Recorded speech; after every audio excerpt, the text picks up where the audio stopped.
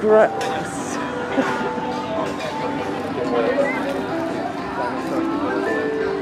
Oh my god. Do you know how to say dinosaurs aren't real in Thai? I don't want to get you kicked out of the country. This is a good place for you.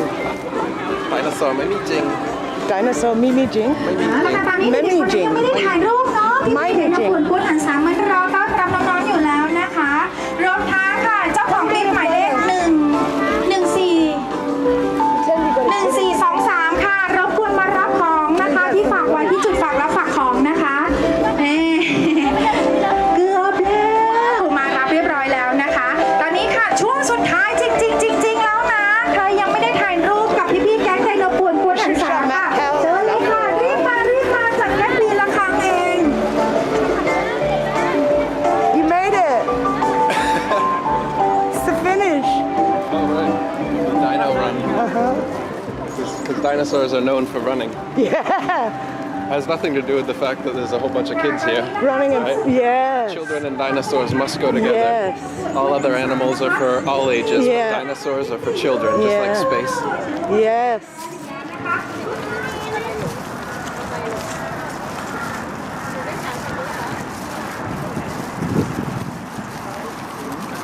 Yeah, this is no coincidence, Eric, that we came on this day. It's too cute.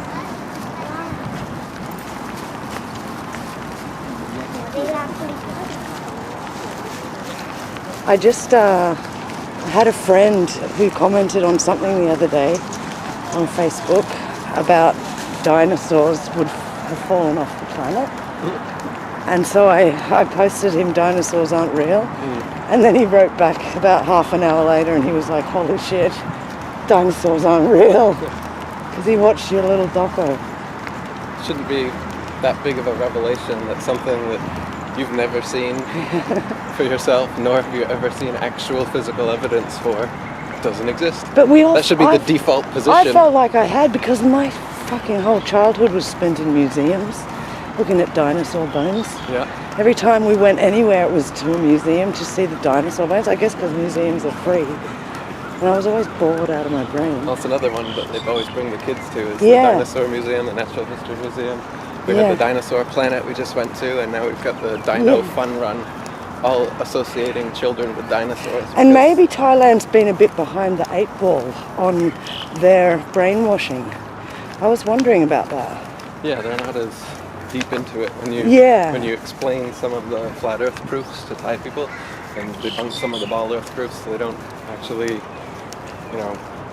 it doesn't take more than 10 or 15 minutes to get through the evidence that they thought they had. Whereas with the average Westerner, it might take hours and hours of diligent conversation, questioning back and forth before the guy budges. If anyone's keen to do that. Yeah, right.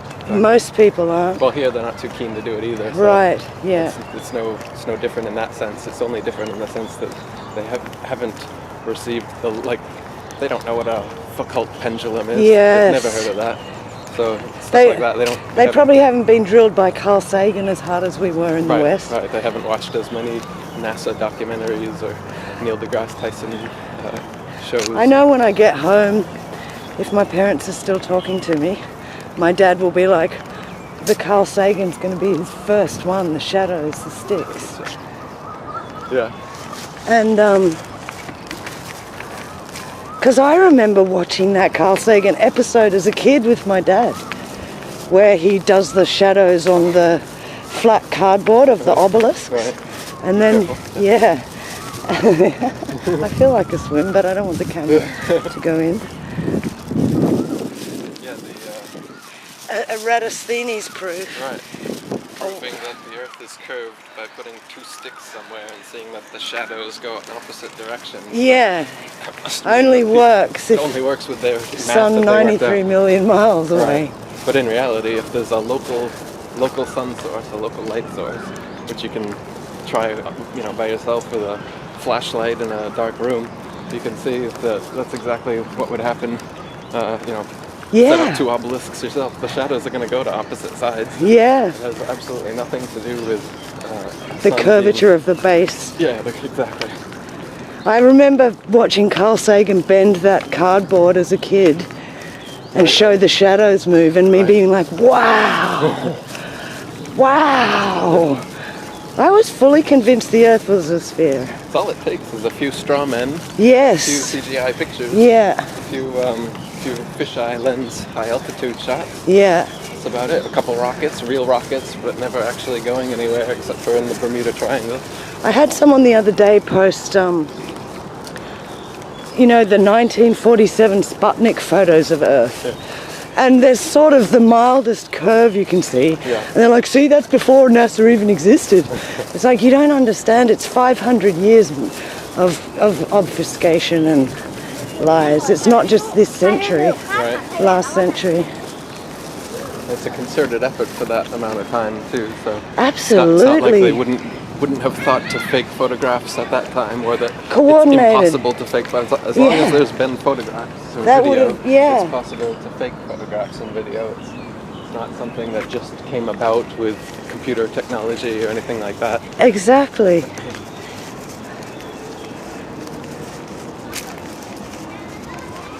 Yeah, it makes me wonder if the Eratosthenes guy ever really even existed, or if he's just a myth made up. Right? Yeah. It's hard to know anything for the current age. It is.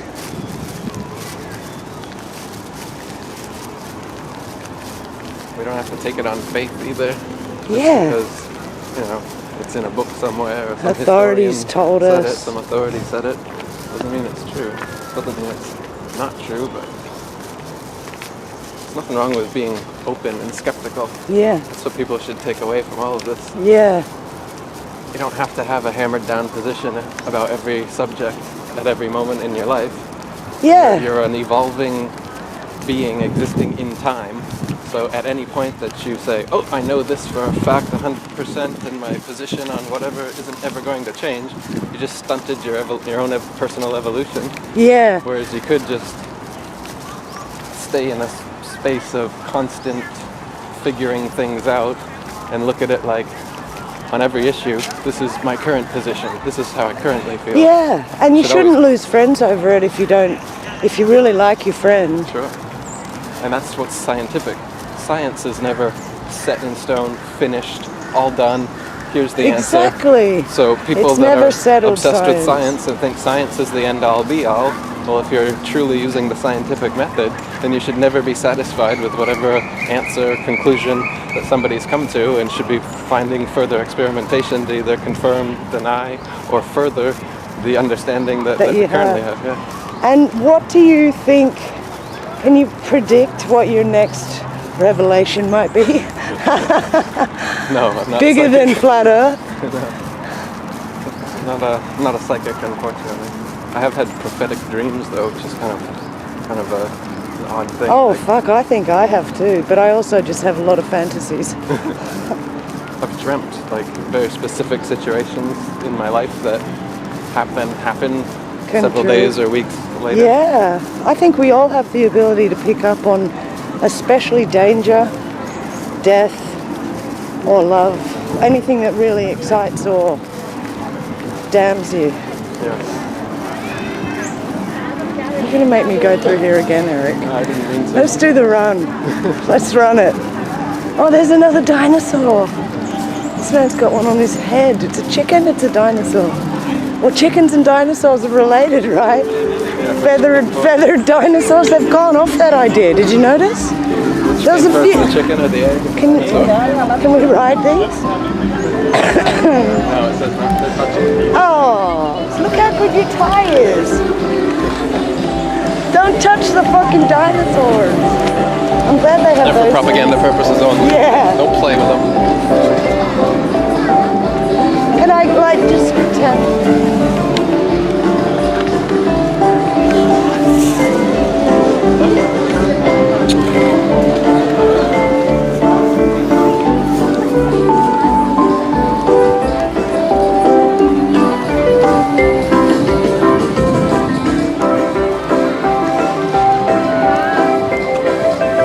Dinosaur paraphernalia? Do you need some bath toys? Oh, squishy. You could cuddle that in bed. Yeah. This Cool. definitely existed. Yeah, that one definitely existed. These two, could they have They used mated? to fight. Let's see if they could make. There's a hole. There's a hole. You can stick a finger in that one. Oh, 16. Maybe that's the only way. Probably the only way they could make it happen. But that's not going to propagate the rest of the dinosaurs. That's gonna make them not want to kill themselves. About it. So they'll live out their one life, but they wouldn't have loved. Maybe that's why dinosaurs extincted. That's it. Yeah. They 69'd each other out of existence. What a way to go.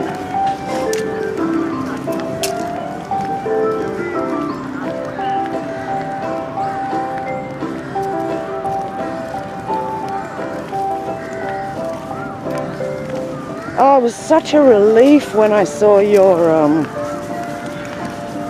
Masonic Big Bang Evolution is a Masonic, Freemasonic lie video. I must have watched that 100 times. And I still don't have the facts at the tip of my tongue, all of them. That's what I find frustrating about talking to people. Right. I know why I know what I know, but I can't immediately bring up all of the evidences off the top of my head. But in a few years I'll be formidable. Right. I know why I know what I know though, which is nice.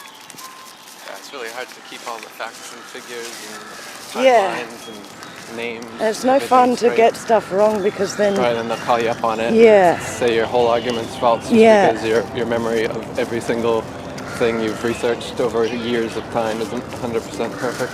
And of course they won't take the time themselves to look into.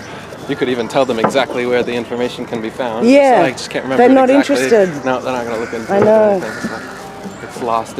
And even if you can remember it, it's no guarantee that they're going to budge on their position. yeah. The thing that made me a full-blown coincidence realist was the Port Arthur massacre in Australia. Yeah. It took 5 or 6 years after it happened for me to meet a retired policeman who was going around Australia telling people this was a government-sponsored event and they did it to change gun laws. It took me at least a year to convince myself he was even speaking truth.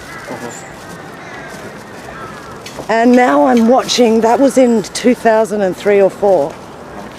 And now I'm watching 15 years later the whole world calling for gun control. Right. Gun control, we've got to get rid of the guns.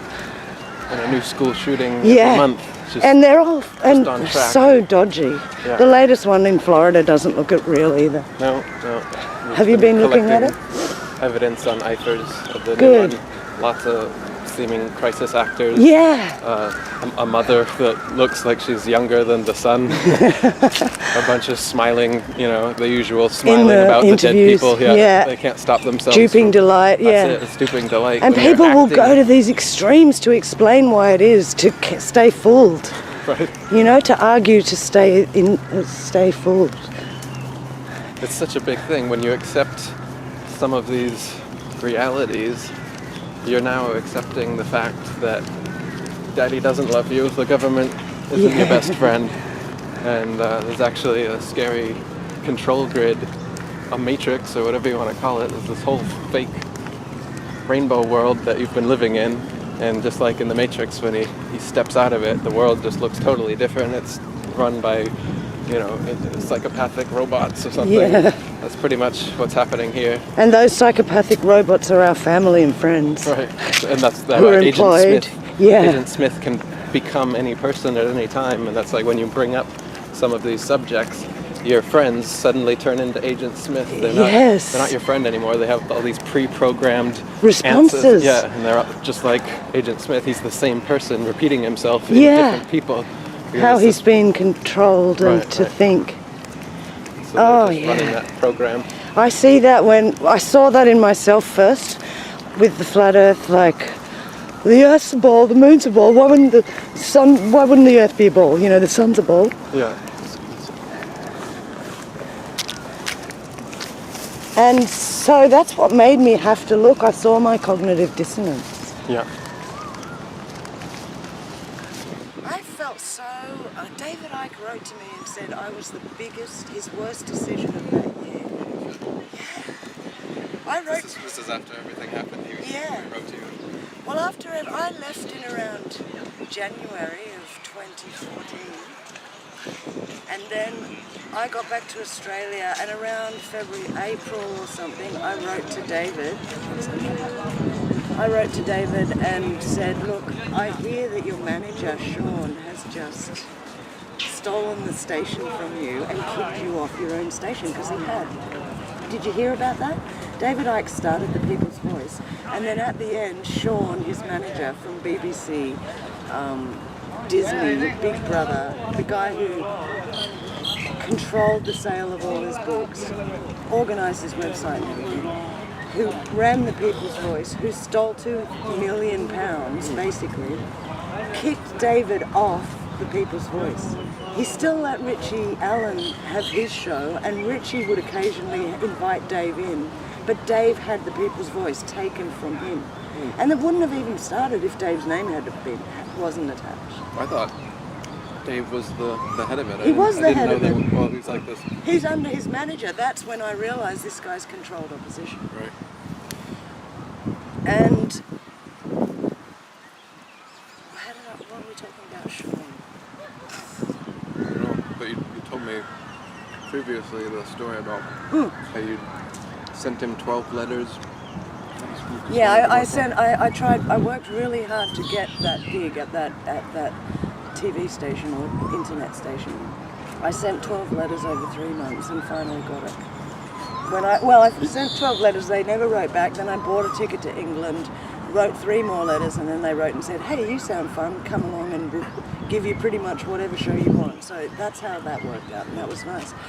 So I wrote to Dave in about April, the year after that my show had been on, in the start of the end of December and January of 2014.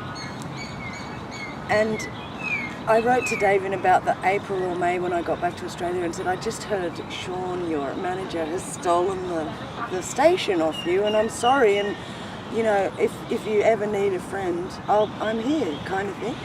And he wrote back and said, the only decision I regret about the whole last year is employing you.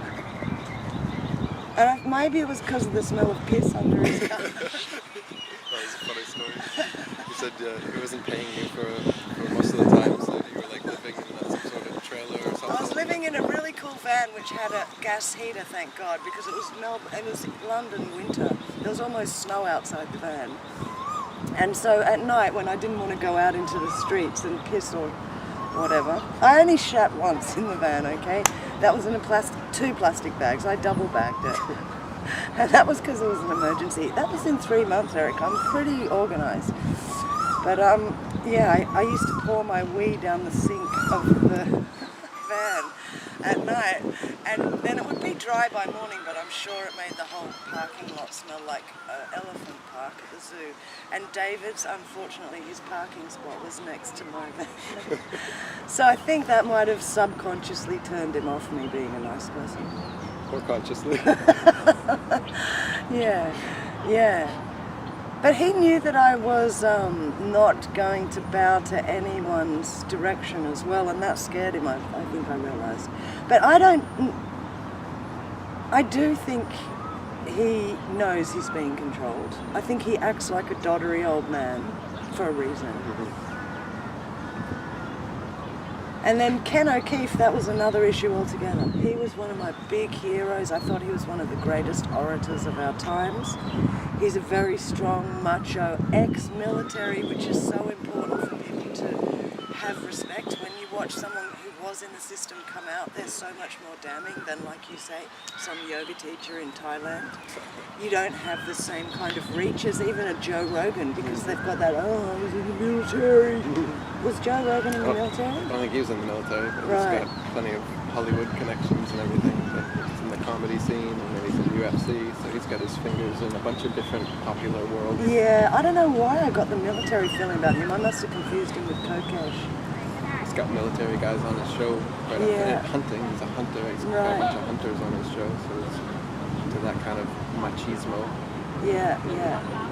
Big meat eater. Yeah, talks about meat eating. He's trying to be a hero. He's trying to be a big man, but unfortunately, he got bent over badly, and it's obvious to everyone. And it's even, how He great. wears the round Earth shirt, and he wears the NASA jumpsuit. Did you see that meltdown Eddie made him have one day when Eddie was like, "You haven't looked into it, you haven't researched it." He's like, "Fucking hell, Eddie!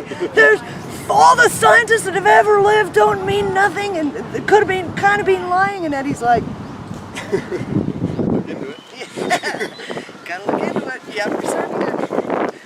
I really still like Eddie. I don't know if anyone's done anything to him, or I think he's the kind of person that won't apologize. I have a feeling he's the kind of person like you who's not going to bend, who'd die before dishonor. I haven't seen anything to make me think otherwise. No. His close connections in LA, the Hollywood scene there, makes me wonder. But he's sort of been he's been working on that since he was a kid. Like he went there to become famous, to become a rock star. Absolutely. I don't begrudge anyone wanting to get into anything. Sure. I wouldn't begrudge Joe, but I mean, I love Joe, especially back when he was talking about the moon landing hoax. I mean, I was authentically a Joe Rogan fan at that point, and that was the main reason for it. Yeah. Actually, I liked his early comedy much more so than his recent stuff as well. I haven't seen much of his comedy, maybe about 10 minutes, and it was early stuff, and it was funny, so I was like, that's good. Yeah, not many people are funny. But, you know, what does he do? He's become the joke. That's what's so sad. Yeah, no, I agree. He's like a caricature of himself. Everything's so crazy, man. It's crazy. Yeah. And it's like, isn't that awesome? Isn't that mind-blowing? It's so weird. It's strange. Yeah. Isn't that strange? Yeah. You know what is strange? That one guy can blow the lid on all these conspiracies. It's impossible, the round Earth, the fucking how evolution. many people would have to be in on it? Yeah. That's impossible. I thought that was a great episode when he was talking about you. Like, how the fuck He's can had more than one guy- episode that basically is dedicated to just the Metabunk guy on. Whole episode dedicated. He had That Trevor Mick Vail, West guy is... his stained beard guy on. And he brings it up in a smaller way in the whole Eddie Bravo show too on Flat Earth, and then he brings it up in 10-20 minute segments with many other guests to ridicule it. Yeah. Has he ever brought your name up in front of Neil on camera? Not my name. No, they imply me. They implied talking about me the last interview. So, Neil says he doesn't debate Flat Earth, or he doesn't debate Flat Earthers. I reckon Neil's at home studying your books as we speak. I mean, it's mid-February. He should be. It's the 19th of Apparently February. People are waiting on this. He's agreed to it. It's What? That's why Joe Joe announced on his show that Neil agreed to it, and an hour later, my YouTube channel of 7 years, 135,000 subscribers, 28 million views, gets shut down for one hate speech strike against YouTube's own policy of 3. And I don't know that they're actually related, but that's exactly the timing that it happened. And then ever since then, it's said on his website that the debate will be happening in February, and we're more than halfway through February, and neither Neil nor Joe has contacted me to say anything. I've only talked to Eddie, in passing about it. Eddie said he discussed it with Joe. He sent me the text message. He was texting Joe, and he's like, "You got to get Eric Dubay versus Neil deGrasse Tyson on your show. It'll melt the internet." And Joe was saying he's open to it and all that. And so Eddie sent me the text. I sent it back. Said, "Yeah, anytime. Just let him know." And that was when, shortly after he announced it on his show. And then my YouTube channel went down. And I asked for some time to bring my YouTube channel back up to Eddie. I told him. Yeah. And then once I did, after a couple of weeks, I said, "Okay, anytime." Eddie said he talked to Joe, and Joe's aware that I'm ready. So that's as much as I know. I'm not gonna push Eddie again to go again or something. People keep commenting. I think I've done enough now. But I don't even think you need to pump for it, because what the hell? There's no good going to come out of it, really. Exactly. They're just gonna try to tarnish me, and just bring up a bunch of straw men, and how they all do. So it's not gonna be. the only thing I don't even think that they can, and I think that they know that they can't, and that's why there's no debate happening. Yeah. That's why And if it nothing- does happen, I mean, I imagine they're going to cut me off and mess with my audio, which happened a lot with the Eddie show. Yeah, somebody was fucking with it probably. That's my assumption. Not to sound like Math Powerland. They're triangulating me. Sexting my wife. Yeah, I think that's what I was going to say. When I met you the other day and I found out that you had a girlfriend, and that's really good for people to find out, because a lot of people will be like starting to look at your stuff, and then someone will go, Eric Debate bashes up his girlfriend, and they'll go straight to that video and they'll be like, oh, can't listen to anything that Eric Debate says. And that's what I was getting at before. The guy who was telling me about Flat Earth, telling me, Eric Debate's book is good, you should read this. And then he tried to have an affair with me when he had a wife. I'm like, I don't fucking trust anything that comes out of your mouth now. Like, get some integrity and then we can talk. But yeah. Yeah, no, like I said, I was physically abused in relationships, and I had to restrain my partner, and the bruise on the thigh, the picture is just from that. It's from me being abused and trying to stop it. I eventually broke up with 2 Thai women for this same reason. But yeah, now I'm with a 3rd Thai woman, and she just hasn't been abusive at all. And we've got a very And good you've been relationship. together 2 years. Almost 2 years. That's nice. Well, it's good to know that, you know, it's not always you. When you get... What was your hair thing? It's like, Jesus!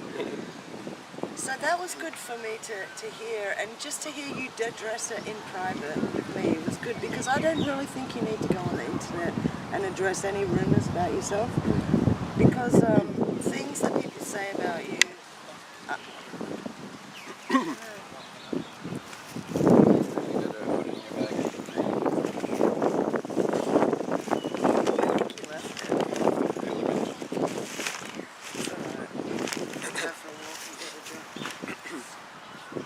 But one thing I said to myself when I did see a few of those videos was, well, you know, I have thrown an iron at one of my boyfriends. I have threatened to kill myself over and over with some of my boyfriends when I was young. When I'd get angry or depressed or want to have a fight, I'd be like, I'm just going to kill myself. I used to punch myself in the head with both hands when I was frustrated and trying to manipulate them into doing something I wanted or to control them. So I don't judge anyone for anything that they do in relationships, because I've pretty much already done it all, and I know that after doing it I learned how not to do it, right? So I know some people bash their wives and bash them all their lives, and then bash their next girlfriend and they never learn, but that's not the way I operate. So I like to give anyone the benefit of the doubt. But also, it doesn't matter if you're bashing, raping, whatever, as long as, if you're telling truth, if you've discovered truths that are unknown, those truths don't become falsities because of your personality defects, or whatever you call those things. And that's why all these things are being said about me, is because they can't debunk the Flat Earth information or any of the other information I'm providing. So they're trying to attack me personally. Exactly, they destroy your message, they destroy your character. Because people have actually gone to contact ex-girlfriends to try and get these photographs and statements. They've gone into Facebooks and taken all these pictures and posts with me and people, and you know, the pancake with an eye in it, and Yeah. just whatever. That, actually, Eric that on a military pancake base. with an eye made me go, he is Illuminati, man. Are you serious? That pancake was one of the biggest proofs for me. I was like, holy shit, why would they make an eye pancake? So we're hearing you say the other day, well, we made 2 eye pancakes, but the girl only took one of them for her video. The psychopath girl who came here to be your girlfriend, and when that didn't work out, she went stalking through all your friends to create a Eric's an arsehole account. But she never mentioned Eric's role. She never said the sun is 93 million miles away. She's just like, Eric's a bastard and he bashes up his girlfriend. And look at all this information I got from his past lovers. You were to interview any one of my 700, that's an exaggeration, past lovers, and they'll be, oh my God, the stories about me. I'm not going to say that on camera, but I am proud of everything I've ever done. I love who I am, but holy shit, if people talked, I wouldn't come off in a good way.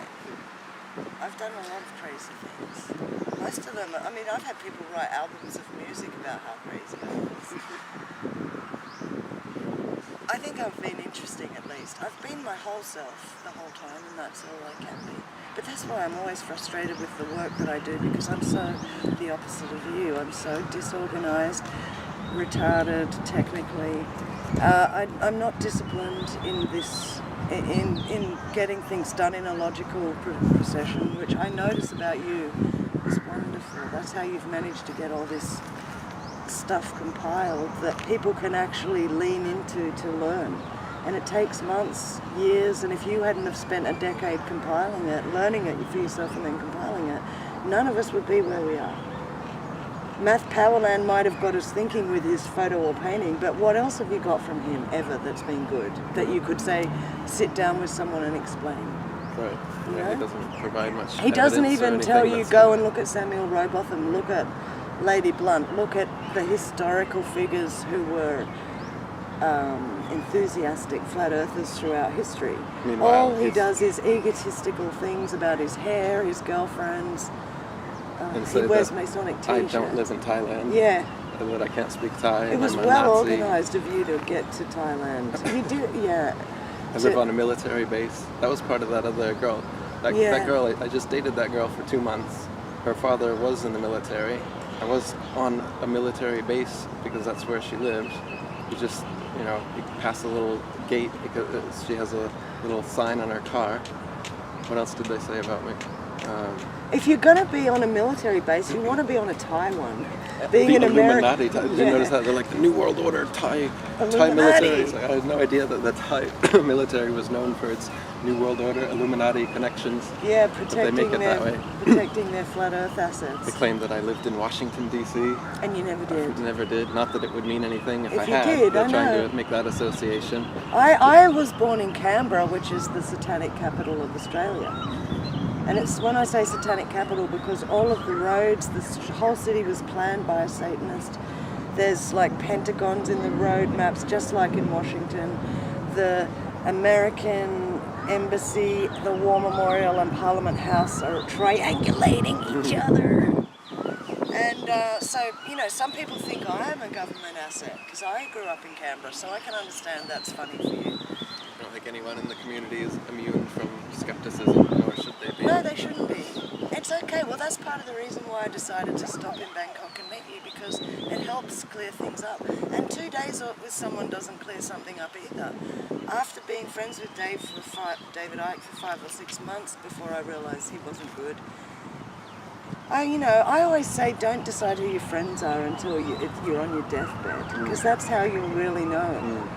Because I've had so many close people, even family, that have shown me that they have no ethics or integrity, but I still love them. I don't mind. I understand that everybody's injuries promulgate more offensive actions, so, and all of us are flawed in some way or another. Sure, but I'm not the autistic receiver of a vaccine settlement. Tell me about that. I heard about that. I thought, wow. Just trying to think of all the misconceptions. Yeah, that's about that. You've pretty much covered all the ones I was. This one we did. Ali did some digging himself, and along with myself, and found that this settlement that Paul Michael Bales dug out of who knows where, of a guy named Eric Dubay from Maine.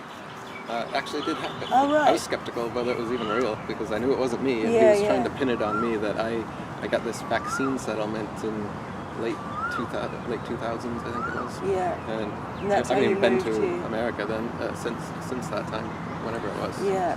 But anyway, I've been here from. Well, good on Ali for doing that. So he found the Facebook of the guy, the actual Eric Dubay, Oh who it was, and he made a video of it. Good. The guy's like 45 years old. Right. And on the Facebook it has him posting about his injury and all that. So Wow. sure now what it was. Because but- I knew that you were aware of vaccine damage, but I Well, didn't exactly. know if it was I you. haven't even had a vaccine since I'd be I was, so happy if I did hear you got 100,000 settlement. Right. Couldn't think of the money going to anyone more deserving. Because you haven't been paid for how much work you really have done for humanity, except in love. I tell everybody, if you want to support me, to buy my books. Yeah. So, And then you tried to give them to me for free. well, yeah. I mean, all my books I give away for free as well. But I mean, like people that want to go the extra mile and want to support me more than just positive words. Yeah. A lot of people they push me on that issue. Yeah. And what I tell them is to buy multiple copies of my books so you can hand them out to people, Yeah. and just so that they're in existence. Yeah. I was talking last night Hard to my covers. girlfriend about how back 100 years ago when these other flat earth books were coming out, there was only a few thousand of each one in print, and nowadays there's even less still in existence. Yes. So think about like if the internet got shut down or something, or just think about for comparative purposes, the effect that we're having now versus the effect that they had 100 years ago. Yeah. We're making leaps and bounds Yeah, of we exponential really are. growth, and we're bringing back these old flat earth books in PDF and audiobook form. We're making new ones, we're making documentaries and videos, and people Yeah. are saving them on their own It's massive. computers. They're I burning didn't CDs realize and the DVDs. amount of people supporting you until your channel got shut down. Right. I saw so much love, and it made me realize there's a really strong following for you, and those people won't go near any of the potato crew. So there's this whole big bunch of potatoes and their friends over here making all this noise, but over here you're like the quiet turtle doing the slow, steady crawl, but this group over here is really growing, and it's really strong, and don't worry about those controlled opposition distractors and dividers, because it's becoming clearer and clearer. And as people wake up to the fact that the Adam Kokesh's, the David Icke's, the people who are promoted, and the Joe Rogans, the Ken O'Keefe's, that these people may not be all operating independently and organically, then they're going to have nowhere to turn except towards the work of people with integrity. So, and ultimately everything leads to flat earth. Like I'm watching all the anti-vax people starting, like, questioning science and accepting that scientists aren't always right. And I'm like, this is so intertwined with flat earth. But some of them, they're taking their time, and a lot of them who are well-known speakers, they don't want to discredit their vaccine message by becoming a science reappraiser. Right. And that's partly why I'm here, because I had that fear, even though I'm a nobody with like 5 fans. I was still scared to lose my 5 fans if I went down the flat earth path, And one of my friends at the time yelled at me. He was like, Elissa, of course the earth's not flat. I can sit on the beach and see the curve. If you talk about flat earth, no one's ever going to listen to any of your other work. And I was like, that sounds free. That sounds quite nice. Like, throw everyone off my back and start fresh. And so because he was so pissed off with me, I was like, I've got to look into this. And I pretty much ended my friendship with that guy after that. And to take up the time that I'd been spending with him, I was researching, and it was nice. Got kicked off of YouTube, so I went to PewTube, and I was guaranteed that PewTube was a free speech alternative. There's a bunch of alt-right type people over there, anti-Jew, pro-Hitler type stuff, so I figured they'd be fine with me, and they were with me posting that stuff. And then I posted like 200 proofs of the Earth's not a spinning ball and a couple other flat Earth videos, and I got banned from there too. From PewTube? From PewTube. How So, dare they? Right? How don't they know who you are? So what about DTube? For Steamer, that has promise, but it's so That's got so slow many to problems load. and lags. Yeah. Half I my can't videos watch anything don't on work. there. I know. I know. Big But Shoot, we're I on the tried. way. And that one I'm having problems with as well. Yeah. Minds I'm on now, that one seems decent. Yeah. I was able to upload some stuff there. A few Mind people have stuff. said come on over to Minds because it's so much better than Facebook, but I'm just like, I don't want to be stuck over there with all you Minds. I like the Facebook. Well, Facebook is like an instant connector with so many people, and it connects to work as well as friends, as well as family. it's just so easy. I mean, if I lost it, it wouldn't be a problem. You'd still have your connections to people, but not instantaneously. Wherever you are in the world, sort of thing. You have to be checking your email. You have to, just a little more difficult. And with some of these alternatives, we've got the cryptocurrencies. So it's with Facebook, you don't make any money. You have to pay money to advertise with Minds and with D2 and Steemit and stuff. We're able to actually make some money with. Do you make social money on media. Minds? Money or there's crypto? the potential for Right. it. I've just been spending the points on boosting posts. But Right. yeah, you can. So what sort of points? Is it cryptocurrency? Some crypto. I can't remember what they use. but yeah. Excellent. I love cryptocurrency. Bitcoin's 10,700 today. Like 3 days ago I had $430. Then 2 days ago I had $470. Today I've got $586. Right. You know, If next. nothing. People ask me about it all the time. My short stance on it is I say I like crypto for the decentralization Yeah. aspect and the fact that normal independent people trying to spread the word on social media are now able to actually get rewarded for their efforts. So I mean I've that never been can only paid be positive. $10,000 for anything in my life. And you got $10,000 for a single blog post. Yeah, no, well, Or pretty several blog much, posts, yeah. 5 or 10 posts made me 1,400 Steam points, which turned into 9,000 when Steam went from $1 to $6 in value. And sometimes it goes up as high as $13. So at that time I would have had $13,000, And I like money that loses and gains value rapidly, massively, because it reminds you are not your money. It reminds you that, like, as long as I've got $20, I'm happy, And I'm always going to have $20, you know what I mean? So it's a good thing. I really like crypto. The thing is, we know who owns the banking system. We know who owns fiat currency. Everyone out there who's so skeptical, and like I've got some good friends on Facebook who've been really pissed off with me for talking about cryptocurrency. Like, not you too. Like, you've been, not like you've sold out, but you've fallen for their trick. It's the Illuminati trick. They want you to put all your money into crypto and then they're going to crash it and you're going to have no money. It's like, I've always had no money. I'm used to it. It's fine. Trust me, you don't need money. You just Your need personal oxygen. experience of it is the exact opposite of what Yes, they're worried about. Yes, and in fact, like, it's giving me ridiculous gains. I've watched my dad in the stock market for 25 years, making just the most pathetic, crawly, slow profits that a mum and dad investor can make. And I've had, in such a short time, 20-fold those kind of profits in under a year. It's just insanity. I know people who've had 32 times their initial outlay. So if you put in 1,000, you got 32,000 in 3 days later. You know what I mean? It can really, and money is energy. So look at those cute little birdhouses. Yeah. Money is energy, so these people are like, the Illuminati's going to kill you. It's like, well, if they're going to kill me, they're going to give me some energy first, obviously, because I'm watching a lot of just middle-class people having great gains. Like I said, a guy in Australia who started me on Steemit, he made $1 million in crypto in 3 years, just cultivating Steemit posts and knowing how to trade. And admitting he's made many trades that have lost him money. And I'm making mistakes all the time as well, but I don't care, because I'm not attached to the money. Like, I bought into crypto when it was 18,000. Like, I had the Steemit, but then when it went up to 18,000, I had FOMO, fear of missing out.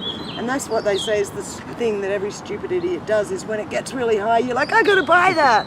But that's not how you do it. That's not how you do it. You gotta buy when it's dying or dead, and then you ride it up. But it doesn't bother me. I bought in at 13,000 or US, or maybe it was 18,000 Australian, 13,000 US, and now it's down at 10, and look at me how happy I still am.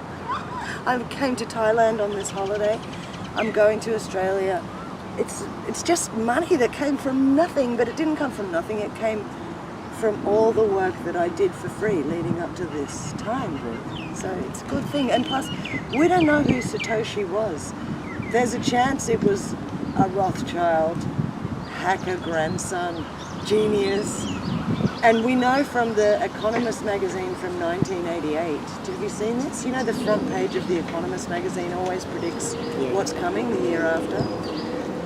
Well, in 1988 they said there'd be a new economy in 2018, and they had a Bitcoin logo or something like Bitcoin on it. So that made me go, holy shit, it's Rothschilds. Yeah. But another part of me, I'd say I'm 50-50 because I'm willing to throw all of myself in.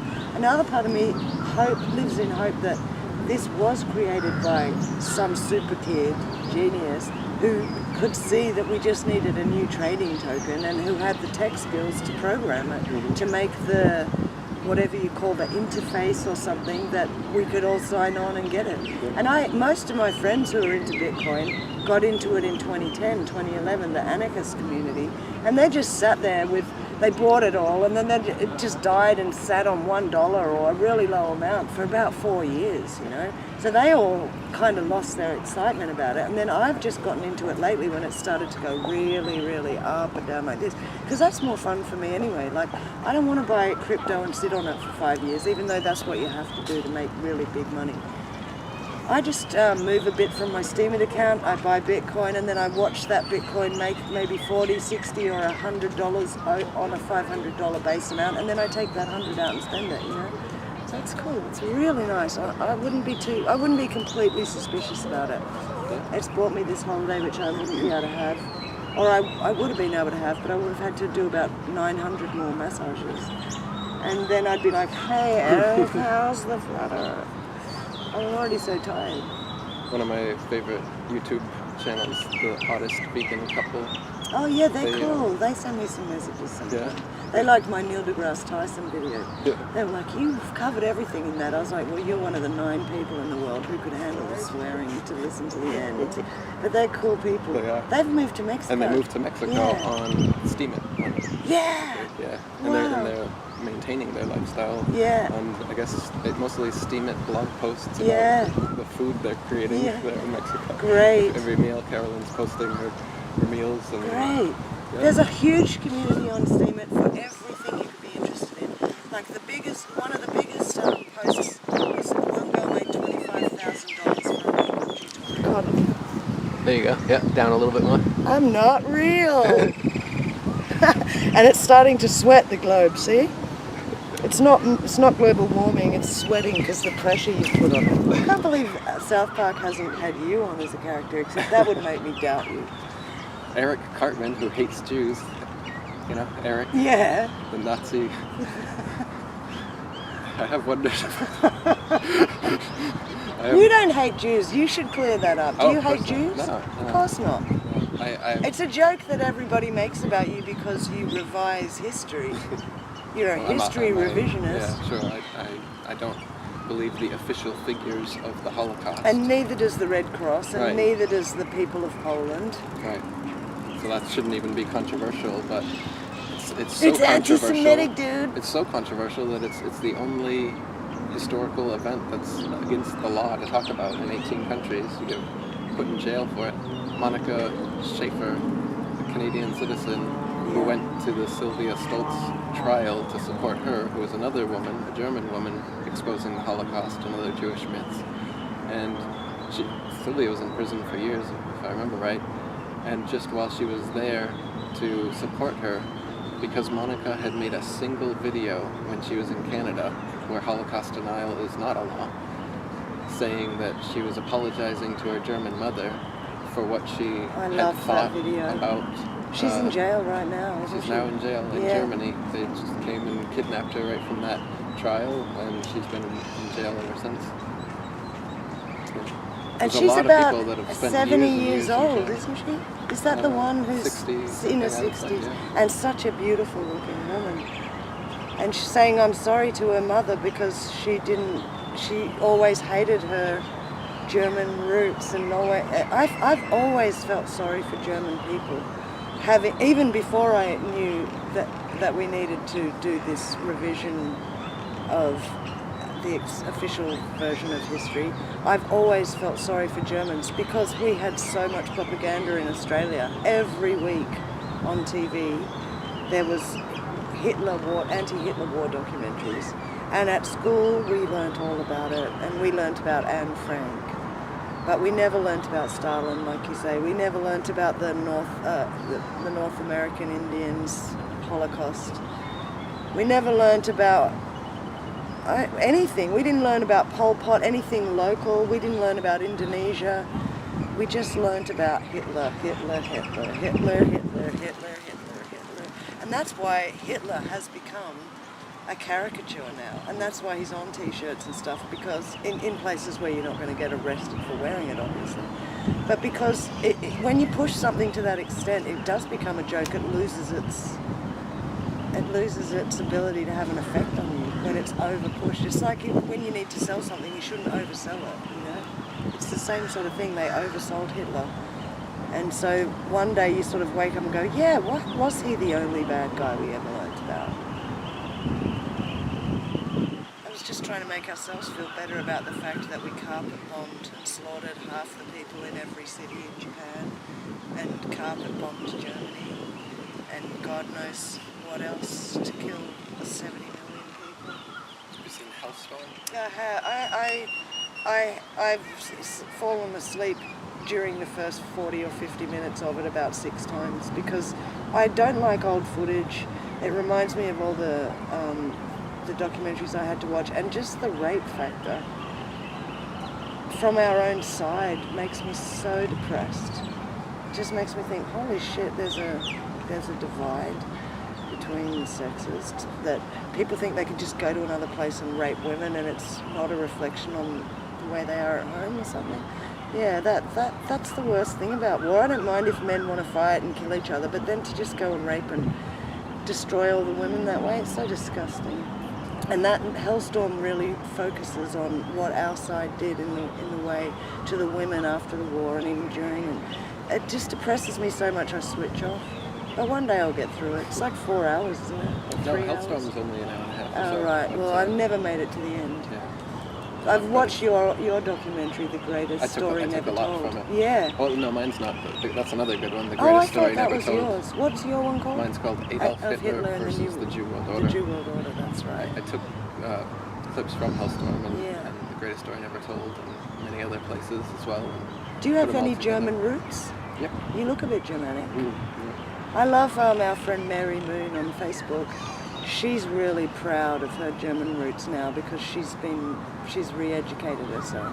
Her and her children are the unreal. ultimate flat earth warriors, they making are. signs and putting them up everywhere. Libraries. She's amazing. She makes clothes, t-shirts.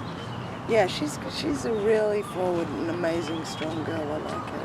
And she's a very good educator of astrology. Mm-hmm. And she's an amazing astrologer in the sense that she took the flat earth knowledge and immediately went, hey, look how well this works on a Gleason's map. So much easier than the stupid frickin' globe. Yeah. Makes perfect sense. It does. Celestial bodies, retrograde motion, everything. Yeah. It always made perfect sense. They act like we don't have answers for all these things that we've always had answers for nowadays with their new model. They never teach the kids in school the alternate version, and so everybody thinks there isn't one. Yeah. Or they teach them a straw man version of the flat earth argument, so they think something that no flat earther actually believes in the first place. Yeah. Like the flat earth disk constantly rising to account for gravity that the Flat Earth Society does, or Mark Sargent. How well brainwashed is everybody by the word gravity? It's like neuro-linguistic programming. And every single person you ask goes, I'm going to drop my keys, I'm going to drop my phone. Right. That's gravity, Elissa. There's the proof. Oh, so a force pulled your phone down. Yeah. It's not just the fact that your phone's it's heavier physically than denser than the air around it. I mean, think about it. There's air, then you've got, say, some oil resting on some water, which is on some land. Yeah. Everything has its own appropriate density. Yeah, cement above the land. Will find the density that's appropriate for it.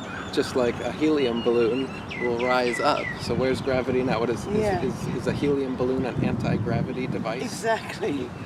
Why can birds and bugs and everything fly with almost no effort whatsoever? Yet entire buildings and oceans and everything can be held to the bottom of a ball. It makes people absolutely go, no well, because sense. flies have got wings and they're pushing against gravity. Right. What and about butterflies. smoke? Why does smoke rise then? Yeah, smoke Well, doesn't gravity have doesn't wings. doesn't grab the smoke, and Yeah. gravity doesn't grab helium balloons. Okay? Yeah. No, everybody knows the helium balloons. You ask anybody about the helium balloon, and then they go, "Well, because it's lighter than air." Exactly. You know. You got it. You get Pepper. it for the helium balloon. Yeah. It's lighter than air, so it rises, and You then don't your get it for keys your- fall to yeah. the floor. Why? Gravity. No, because they're, They're heavier than the air. Yeah. No. I was at a bar in the night one night, and I had about 3 scotches, so I was a bit drunk. And I started to talk to one of my best friend's boyfriends, and he's one of the only smartest people I know there. He's really intuitive, and he's a really smart guy, and I wanted to just try it on him, you know. And we got to that point in the conversation, and he went to grab his phone and drop it, and I just took it out of his hand and threw it down, and I said, "Gravity, right?" And he was like, "Okay, listen, relax." But I was like, "Oh my God, that's how conditioned we are. We are all conditioned exactly the same. We have the same answers." But I guess we all watched Sesame Street. We all watched Fraggle Rock. I don't know what the fuck they taught us in, but it's in all of these cartoons. It's in everything. It's in the dinosaur run and in the Thai park in Bangkok. It's coming at you from this. It must be 1,000,000 times you've been programmed that you weren't conscious of. It went in subtly under the radar, and that's what you're fighting against if you want to even look into this subject. So All the subtle programming. The reason everybody knee-jerk reacts and just says gravity, like this one word somehow explains how water can conform to the exterior of a shape and stick to the underside of a ball and not ever show convexity on its surface. No, yeah, they're just gravity. yeah, it's gravity. Oh, right? But I win, right? I win? Yeah, because I know Gravity. gravity. It's like, well, yeah, you win for now, but when you get home, you're going to have some questions. But that's what they were told when they were 5 years old, and they were thinking about a ball with water on it. Yeah. And they're like, I rose my hand and I Yeah. asked about it. I don't think I And did. I was told gravity. I think my And dad then you're already like, taught me before I what's went that to mean? school. My dad did the bucket, like, this is how Yeah, water yeah. stays on the earth. Gravity. And I was always like, okay. And then I think it was reading your book, I realized 35 years later, oh, a bucket being swung around is a container. The water's on If the the water inside. was on the outside of the bucket when Dad did that, it would have been a great example. Right. But like that just shows how Dad wanted us at a really young age to understand these things. I remember when I was like less than 8, there was a solar eclipse, and Dad set up our whole lounge room. He had planets hanging from the roof, like he had tennis balls, ping pong balls, cricket balls, footballs, soccer balls, and it was the whole universe, and he was showing us how it all worked, and I'm like, no wonder I'm so, I don't know. It was hard for me at first, but then because of many times disagreeing with my dad over my life, and then I've always challenged everything that he taught me ultimately, which is good, you know. And now I'm coming back and he's getting old, so I can just hammer it into him. No, I don't know. He's probably going to resist pretty hard. Yeah. Can't wait to see what happens. I'm going to try and record all my family's conversations on this, and I might not even tell them. I might just do it with a secret device. That'd be cool. It'd be Love to see it. rude, but that's family. But it's, you know, it's ultimately for the good of humanity, like Pol Pot said. I did it for my country. You know, and if they are made, like, if one day they look stupid or one day I look stupid, we're both taking that risk, and we can only advance each other together by doing that, you know. They say with gravity that they can't, like, it's such a weak force that you have to have an object as big as the Earth to be able I love that. for It only to works on work at all. Earth-size Yeah, scale. on Earth-sized scale. Yeah. It's so convenient to say that because that's an unscientific statement. Yes. You can't just say that on a scale too big for any scientist to work with, but a few special, like 500 astronauts that have gone out and seen it and given you fake pictures of, that's all we have access to of proof of water sticking to a ball. Anything else, or anything sticking to a ball, like think of like the biggest spherical structure ever built is the Epcot Center the spaceship Earth. Yeah. Looks like a big golf ball. Yeah. Is that in America why can't a somewhere? golf ball Oh, yeah. be stuck to it? Yeah, right. The golf ball is so small compared to it. Cavendish said that happened in his shed, didn't Rotate around it. he? Yeah, exactly. Because gravity does whatever they want. It doesn't pull it. If they want it to, it directly pulls it to right it. to it. Yeah. Well, like us on the Earth, it Oh, does. right, it does. Gravity's But holding if they us want up. it to, it also keeps things in perpetual Maybe if elliptical we were orbit. if we were shot a kilometre off the Earth, would we maybe stay in orbit because of gravity? That's the idea. If you Right. jump high enough. Well, that's what the ISS is doing, isn't it? Right. It's not being pulled down by gravity because it's in Earth's orbit. Is that how it works? That's what I understand. Right. Yeah. So gravity is selective not only of what it works on, but how it affects objects, because they need it that way to excuse away all the things that they can't excuse away on their ball Earth. Cavendish experiment never been repeated. Cavendish experiment, What do you one big think lead about ball and a slightly smaller lead ball In a held in a shed where nobody else was watching. No, and but he claims he was that one of watching the through balls, a telescope. yeah, watching through a telescope through the window, so that he didn't affect the experimental results through himself in any way. And he claims that the ball moved a very, very slight bit, and that is to this day a 200-plus-year-old proof of gravity, Yeah. and it can't be replicated. I know. You can't find lead balls big enough or small enough to make one of them attract the other one. And in if any I way. was a rich Freemason and I didn't experiment today in my shed with the doors closed, would anybody listen? I Exactly. can't be a Freemason unless I'm an Eastern Star. And the known static electric force and other forces like that are like hundreds of times greater than the supposed force of gravity anyway, and would cause most objects to have an attraction. So there's explanations beyond gravity for anything that, and of course magnets, magnets attract. Their attraction exists, but it's not all masses. This is their claim that all masses have this thing called gravity. So but do it they only- say it we've got only- a gravity? We have gravity. Well, too. I gravitated But here your to see gravity you. is just so weak that you can. My gravity's fucking weak, man. I can't pull anything along with me. And I like it that way. I asked for weak gravity. They're gonna say this is Illuminati. Yeah, I'm gonna give you Orange. I'm not gonna give you anything. They're eating oranges during the interview. trying Orange to is make it 33 Oh numerologically. yeah. Obviously, you're eating the oranges as a subtle nod to the Illuminati to show that this is an Illuminati interview. Yeah, but nothing to do with. that stuff's really subtle because, when Michelle Obama's doing that in a Vogue photograph, you know that? Did you see that one? Oh, I have seen that one. Yeah. That one looks pretty intentional. to It me, does. actually. That one's very intentional to me. But then there's the one of you going like that on your dating profile. That's intentional too, but not from being Not a to Mason. be like 666, to be like, I was taking a bunch of pictures when I took that one, and it's the Gyani Mudra that I use every single day yoga. in meditation. You put your finger. Well, some people do it this way maybe, but I do it like that, and it literally was just that. And I was just taking pictures, and and probably wasn't the best idea to post.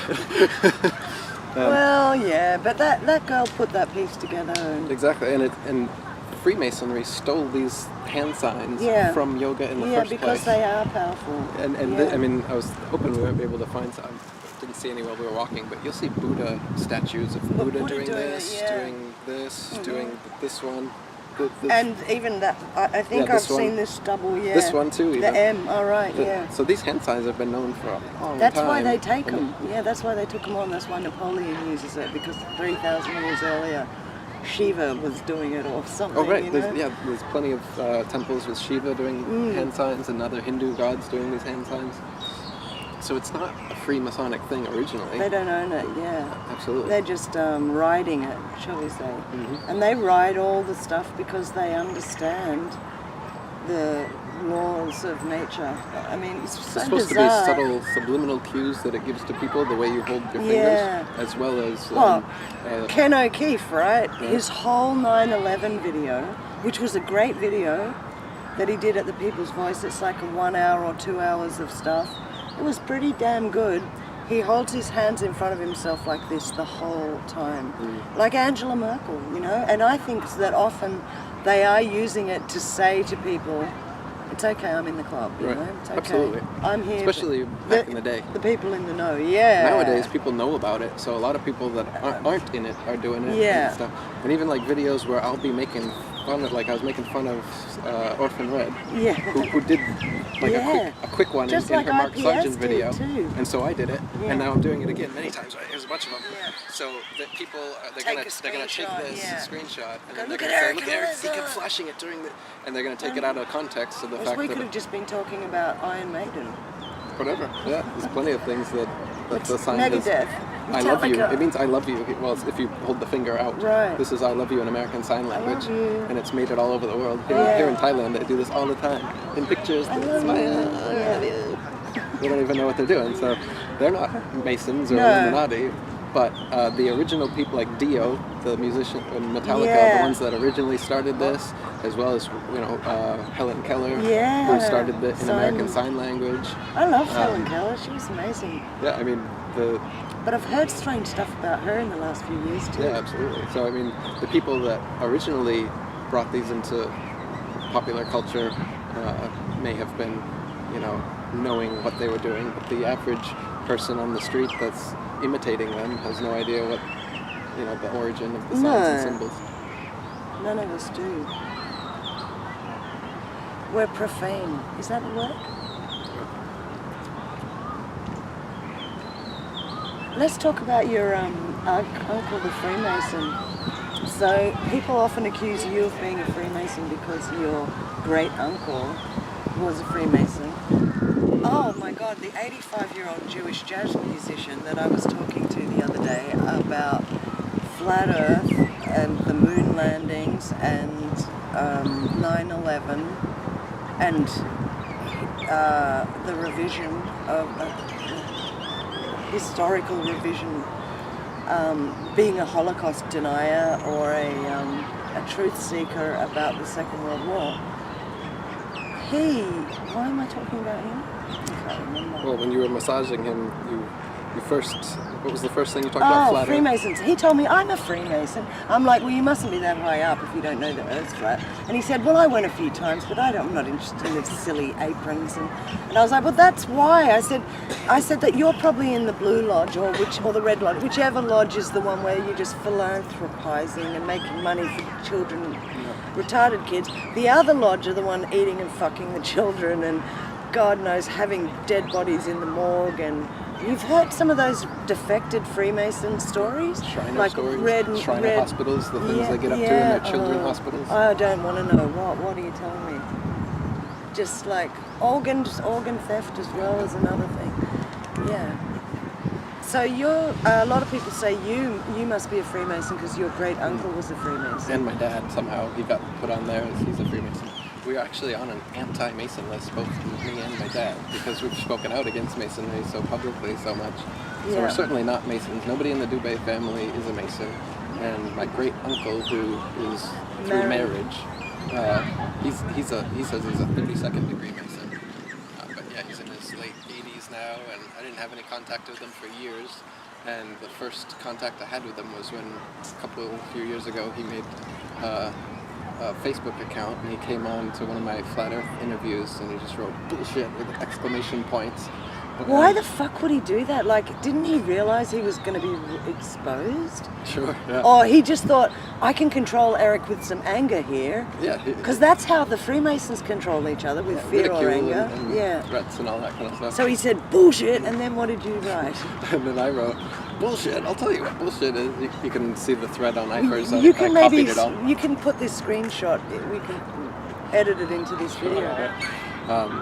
And I relayed a story that I remembered as in childhood, which my father had told him again, and he claimed to have not remembered anything, including the pin, which, if anything, he would definitely know the pin and the symbolism, but he claims to have known nothing about it. And what it was is when I was a kid, maybe 5, 6, 7 years old, we were at a family gathering, and I noticed he was wearing a pin that has like a golf club looking thing and 2 balls. Which is the Facebook, where the Facebook symbol comes from, kind of. That's right, as well as the 007. Yes. 007. Yeah. And so it's like the golf Two club with the two balls balls. and the cane. It's two-ball cane from the Bible. Two-ball cane. He told me that, so I asked him, Jim, what's that pin? And he looked at me, he had like a glint in his eye, like he'd been waiting for somebody to ask him that question for Like my little for protege. years. And this kid's asking, his nephew, great nephew or whatever, is asking him. And he's trying to think how to explain it to a 6, 7-year-old. And he goes, well, you know, you go to church, you remember Tubal Cain from the Bible, right? I was like, yeah. I remember them saying that name in church. It's like, you know how every man has 2 balls and a cane? And that one wasn't making quite as much sense, but I was starting to understand what he said. And he's like, that's it. It's 2 balls and a cane. It's 2-ball cane. And he just looked at me like proud of himself and wondering if I was going to, what my reaction would be. And I was mostly confused at the time. I had no idea what the heck was going on. I was like, okay. Basically, it was I was hoping I was going to get an answer that I would understand. Yeah. And instead, I got some esoteric Tubal Cain Bible, phallic Freemason explanation. But anyway, I remembered it to this day. And so then you how much contact did you have with him over the next 20, 30 years? As you I'd see him at birthdays and Christmas, that's it. And then what since was I've the been here, vibe I like haven't from seen him? him at all. Well, he's always been the quiet guy In the corner. He doesn't like the family gatherings. He just kind of comes because his wife's the opposite. She's super gregarious. Yeah. Whatever. Where was I going to that? Oh, so my dad had originally already told him that he showed him the moon landing hoax stuff in the Atlantean conspiracy book, and he had said, you know, where's Eric getting this information? And Dad said, online here and there. Why? And he's like, this is dangerous. Eric shouldn't be doing this. And he's like disapproving of the moon landing hoax stuff. It's only dangerous for Freemasons, though, right? Like, I think they only attack. They're not going to go and attack Elissa Hawke because she doesn't believe in the moon landing. I'm no threat. But like men of stature, men of society, they're not allowed to go anywhere with it. They've taken oaths every degree they rise never to divulge the secrets of masonry. And that's what he's scared of. He's like, their tongue be cut out. Eric's divulging the secrets that I'm not allowed to divulge because I promised I wouldn't. Right. It's like, well, Eric didn't promise anyone. Exactly. Yeah. So But obviously he knows it's real. he knows it's real. He knows the threats are real. Does he know the Earth's flat? That's And- what I'm interested to. So after that one time when he was, which made us know that he seems to know something both about the moon landing being fake and the fact that exposing it is dangerous. That's what he was saying. And then in another conversation that was between him and my grandfather and my dad, they were talking about the flat Earth, and he was being quiet in the corner as usual until they asked him, "What do you think, Jim?" And they were doing with their hands like, does the Earth spin around the sun like this, or does the sun revolve over the Earth like this? And he just sat there and he went like that. Wow. So he did divulge a little for you. Yeah, he wouldn't say it, but he made a motion. Yeah. He can't lose his tongue. In Yeah. that case, they can cut off his But finger. that was with my dad, and those both happened before the bullshit comment. Wow. So he already knew. My dad gave him a copy of my book, and, He and knew that was that you knew. that was when he came to make the Facebook post and say bullshit. And so what was he trying to achieve by coming on which your I don't Facebook? get it because It's just like an angry outburst, really. I think that's what it felt like. It just was, an angry he's outburst. angry at himself Well, shortly for giving after, his life he blocked over. me, and he erased his comment. Wow. I took a screenshot of it Yeah. because I thought he might do that. It's so sad not to have your great uncle as a Facebook friend. I've got to say, I don't know how you're I surviving. haven't talked to him since, Yeah, and I got some shit from the family for it because, I'm the kind of guy that I because just. you let it all hang out. I don't do, you? and I want to tell the truth to everyone openly, and that's the only reason anybody would know of his existence, like that there is a Freemason in my family, is because I You've don't hide told them, anything. I'm yeah. transparent about it. Yeah. But then they just take that and run with it and create new angles. But I mean, like I said about people wanting to argue that we need more gun laws while the government's pulling off all these false flags, those people don't want to go anywhere deeper than the official narrative, which is making them fall over the cliff like lemmings. But they will argue for their own foolishness to be continued, and that's the same sort of thing.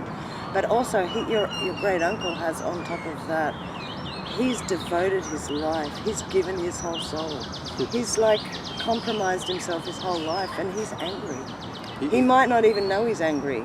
He thinks he's angry at you, but he's angry at him. He's told my dad or his wife, he's told his wife, and she told my dad, I don't remember exactly, that it's very important to him, and that he's said many times that he must be buried with his Freemasonic apron. Oh, God. So that's like a thing, it's in his will, he's told his wife and everything, and I guess what they do is they slaughter a lamb. It's a lambskin apron they do, and it's supposed to be symbolic because the lamb, like in the Bible, it's innocent and pure and all this stuff, and they slaughter it, and then they wear it over their dick. Yeah. And that's soft and cozy. Oh, isn't it? And he it means so much to him that he's made a special point over and over again to be buried with it. So. He must be very sort of insecure about this area. I mean, they make you insecure about that area. Like you said the other day, they have all sorts of rituals where they're like, we're going to burn you with a brand. It was only a cold iron. Yeah, they change it at the last minute to a cold iron where you think you're going to be branded. Yeah. It's very interesting. I think I did a video a while ago with a guy from Australia who befriended me on Facebook. And we were talking about all this sort of stuff, flat earth. He was a flat earther. Oh, he still is, I suppose. He doesn't talk to me anymore. But I did an interview with him, and he was saying how he's thinking about joining the Freemasons in Australia because he has a friend who is in there or wants to go in there. And he was like, no, but you do get advantages. And I'm like, well, that's why I don't join them, because you shouldn't be able to join a group to get advantages over your fellow man. Like, if there's laws, then it should be for all of us, or whatever. But it just pisses me off that you can give a secret handshake to a policeman and get out of a speeding ticket, you know? Because a woman can't, you know? A woman might be able to do a secret handshake of another kind, but that's not an option for me. So, you know, I'm pissed off that these men can just tickle each other on the palm in a certain way, and they're making life easier for them, and it's still staying hard for the rest of us. That pisses me off. And as I did this interview with him, I was like, you're insane, you cannot join, it's not a benign thing. Even if you go to the good lodge and you're, you know, kept sort of relatively out of rising up, it's still not good for you. It's just not good energy or anything.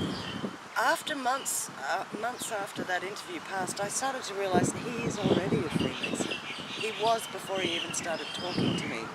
Because he wrote to me one day and he was like, what do you think of this four square cornered earth with portals at both sides? And I was like, well, you know, the Book of Enoch mentioned something about portals, but I don't personally believe the sun and the moon go through portals and then come back. To me, it's easier to see it's a plane and these local lights circle above us.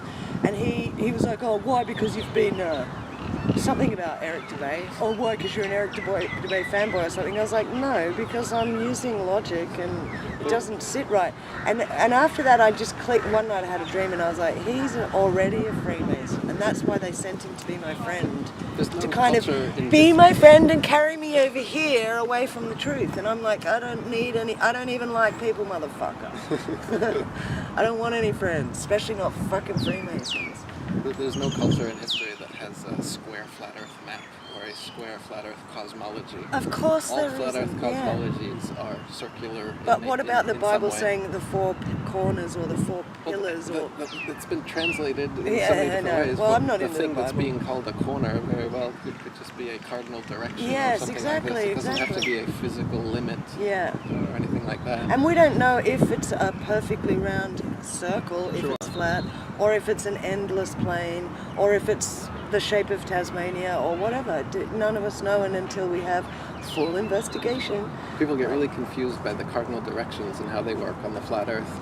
The only real direction we know is north. Yeah. North is the center where the compass points to, and that the pole star Yeah. is right above it, which is the one unmoving star that all the other stars revolve around. Yeah. So there's a middle point on Earth that corresponds with a middle point on the sky, and that is north. Yeah.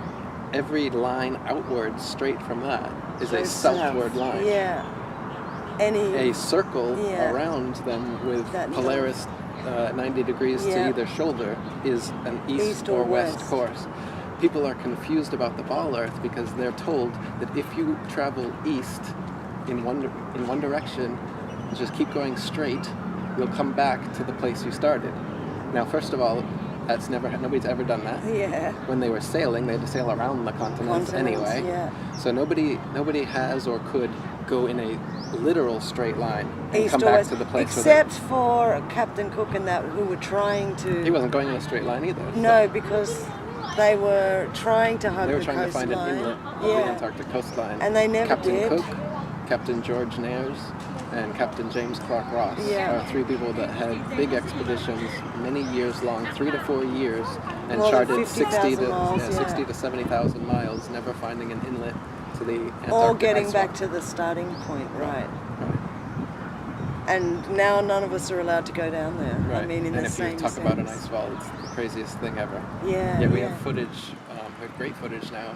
If you look at John Thor's channel, Oh, he's great. Antarctic ice wall. He's got some footage that somebody posted, and it just goes on from hundreds of miles. You can just see. Yeah, it looks to be about, like they say, a 200 or so foot ice wall that just, and then a plateau over it. Yeah, just which makes perfect sense. We're in like a puddle. Yeah. The oceans must be contained. All water needs to be contained. Yeah. So it makes perfect sense that there would be a container of some sort on the outer circumference, and it would be risen above the oceans to some degree. And of course, those explorers, they never went up on that plateau. They just sailed around it. They can't get up on there. The first operation to go up on it was called Operation High Jump. Yeah. To jump Get on up. There was on the that wall. bird, That was Admiral Byrd, and he was a 33rd degree Freemason. He took like 4,000 military men with him, I think, for the trip. And didn't he go on they came back TV with in half front them of a flat Earth map? in front of a flat Earth map, and he said that he found land the size of America beyond Antarctica. Yeah. So whether that's true or not, it's hearsay. And now we've got this, like I was talking to you the other day, this woman who's saying, I've skied from this point to the South Pole 3 times and from this point to the South Pole 3 times. But it's like, well, why didn't you do it from there and then from 4 other points? Because she probably had sponsors, she probably had helpers, she probably had controllers, she probably wasn't doing it all on her own. She was probably looking like, oh, she's doing it all on her own. But of course, people would step in if anyone independent tried to actually do that. Now, Jarl Anderhoy was one of those people who really was anti-establishment. He'd already been fined several times for going there. He lost some crew members on an expedition. I've tried to find out more about that. Do you know about how those people died? No, I haven't heard specifics about it. Something happened and the boat exploded, or there was some accident and 2 people died or something, but even Jarl himself doesn't exactly know what went on, and that's why he's trying to go back there to get answers. So he's a really interesting character. He's one of the only people we know who's independently, if he is definitely independent, but he seems like it, because he's the only one who's saying, he's getting fines for going there and stuff, whereas everyone else is like, I'm allowed to go wherever I want in the Antarctic. There's a hollow earther named Rodney Clough who claims that he had an expedition to go to the North Pole back in the day, and they were turned around by Russian military ships. How long ago was that, do you know? I think that was in the 2000s, like 2007, 2010. And what about, so really recent, okay, they were turned back right that recently. What about the cut yourself blood over intent people who were saying they had a trek to one of the poles gone?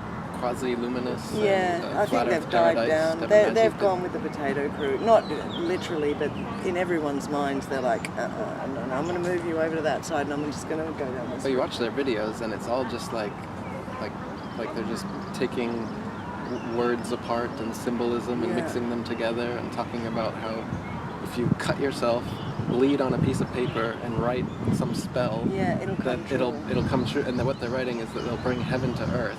And Devin Maggi was saying that in 2019 they'll all magically transport across the Frost Bridge to Shambhala at the black hole sun at the North Pole center vortices of Earth.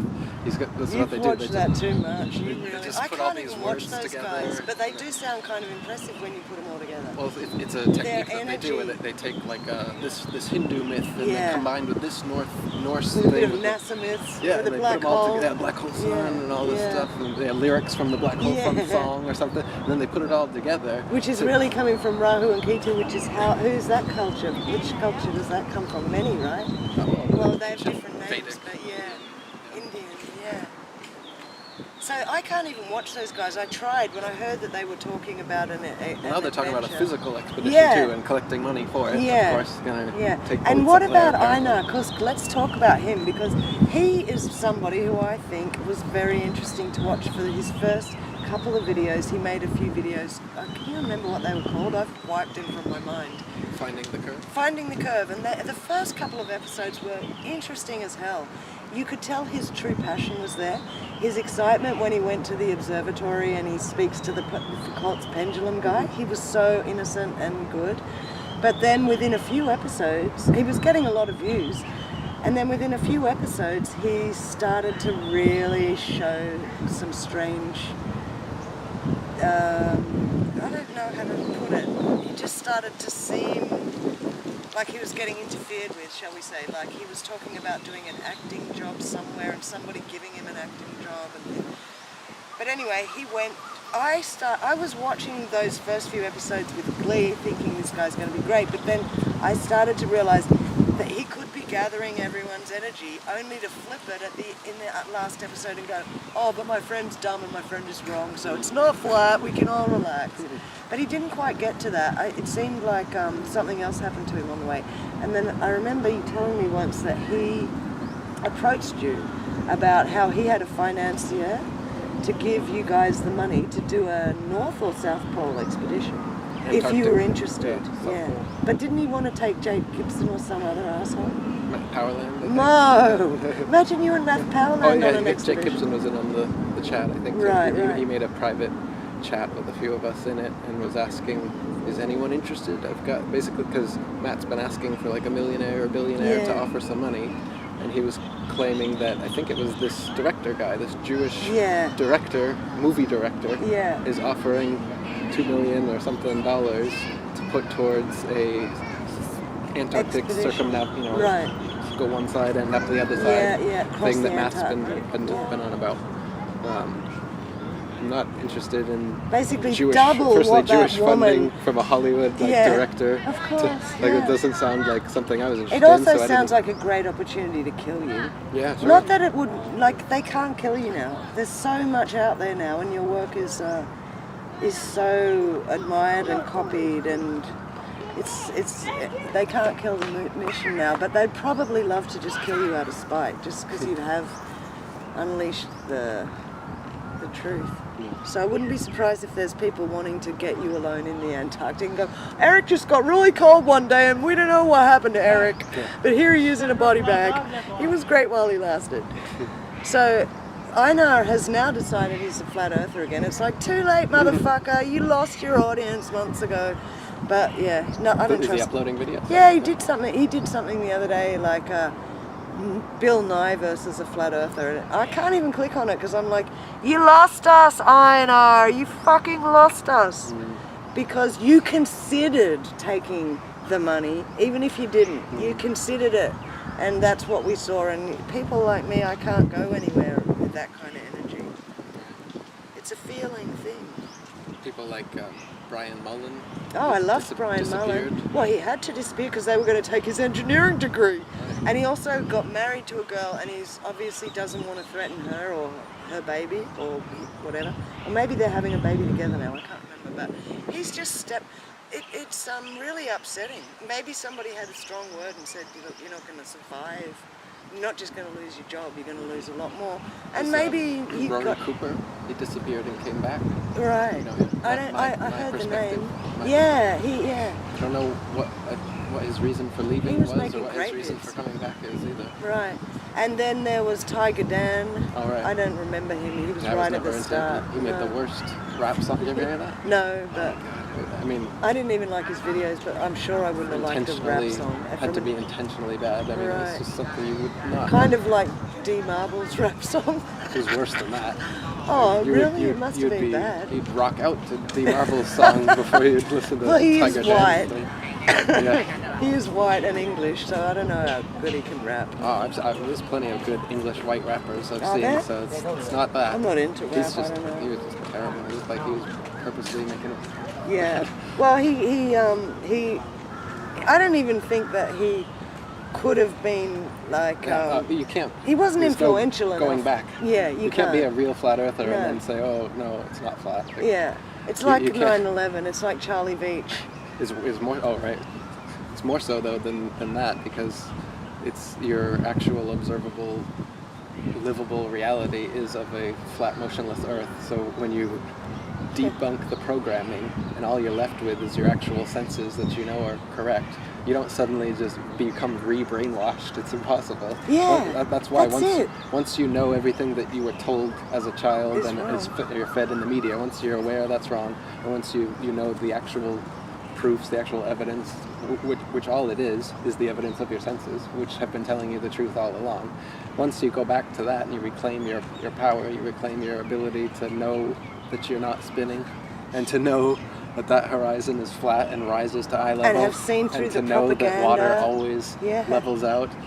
And once you know these things, you can't fall for the belief systems that they try to. So I can't trust anyone who goes flat, then comes back, then goes flat again. It's like, no. Just quit. Go do something else, I know. Right. Go do something else with your excellent filmmaking skills, because... Well, I think that's what him personally, his passion is the filmmaking more than the flat earth. Oh, I think he's got a fair bit of passion for flat earth. Maybe...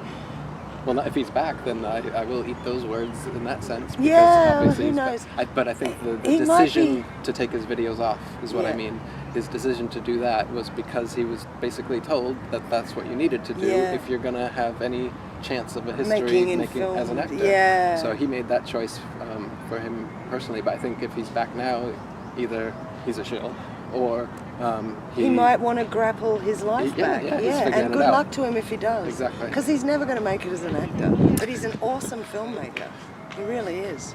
His incredible documentary skills, just knowing how to clip together the ugliest footage and still be totally fascinating. And oh my God, it was just such a blessing watching that one friend of his who opened his mind. Yeah. It was beautiful to watch.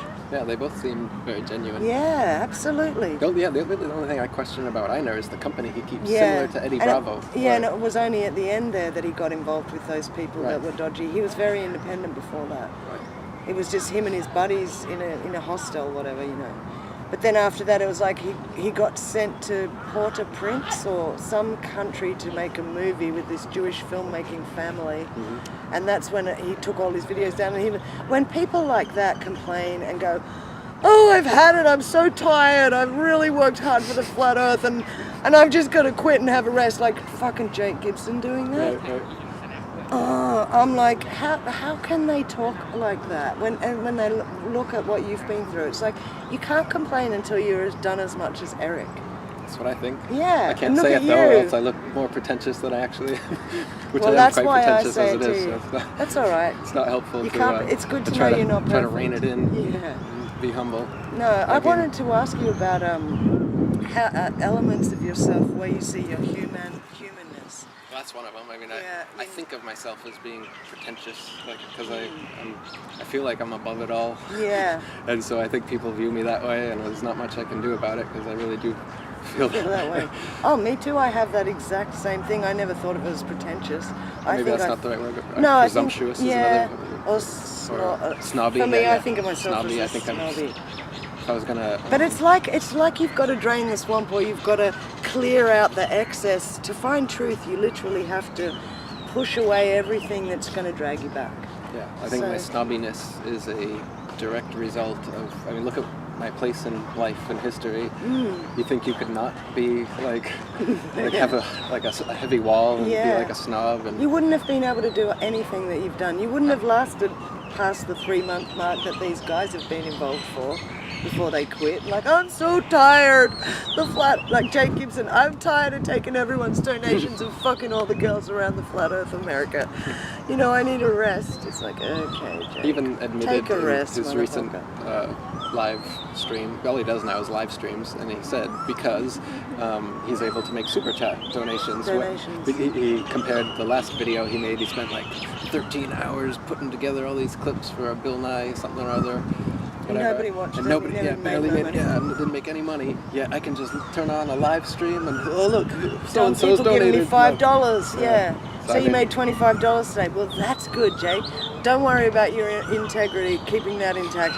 Not important. You go and enjoy that $5. Enjoy the rest of your life without your integrity and enjoy that $5. Super chat. But that's how easy some people are to corral, and that's why they sent IPS to him to teach him how to do super chats, because they were like, as soon as this guy gets $5, he's owned. He's so easily owned. $5 Yeah, because his early videos were decent. Yeah, his And first one or two He was were supportive great. of me, and I was always supportive of him. Leave encouraging comments and everything, until one day he just changed his mind about me and started bashing me. And I commented asking like, "Oh, what's with the change of heart? You've always complimented me. I've always complimented you." And he blocked me. And What do you think that was? What do you think made that happen? Was it his friendship with Math Powerland, maybe? Because they did potentially become it was friends. around that time. It was around Yeah. Yeah. he also met that Brian Andrew. When people tell me, oh, Eric Dubay's a douche, I just wipe them out of my life. I'm like, oh, that was nice, see ya. I don't know, but you know, in future I might have to wipe you out of my life like I wiped David and Ken and all that. But I don't care. Like, I'm not attached to anyone in particular. I'm just attached to whatever truth. I got all the truth I could get out of that guy. I got all the truth I can get out of you. But yeah, when you watch people like that get so attached to their truth tellers, it's like, it's almost gay, you know. It's almost like, wow, you guys just cuddle, just get it on, like you may as well. Absolutely. I see a lot of Alex Jones supporters that look like they just look up to him like Big Daddy or Big Brother. Everybody's looking for that daddy figure Yeah. for sure. Exactly. Yeah. Well, they're missing it. A lot of people are. Yeah, a lot of people are. Even if you have the father, a lot of them have become effeminate or Henpecked, emasculated yeah. in ways we were talking about. Yeah. Let's talk about your dad, because I've always thought he was pretty cool. Yeah. And you were talking about him the other day, saying he was a bus driver, and he's remained open-minded, or did he open your mind? Because you said that he used to listen to podcasts and stuff while he was driving his bus. Yeah.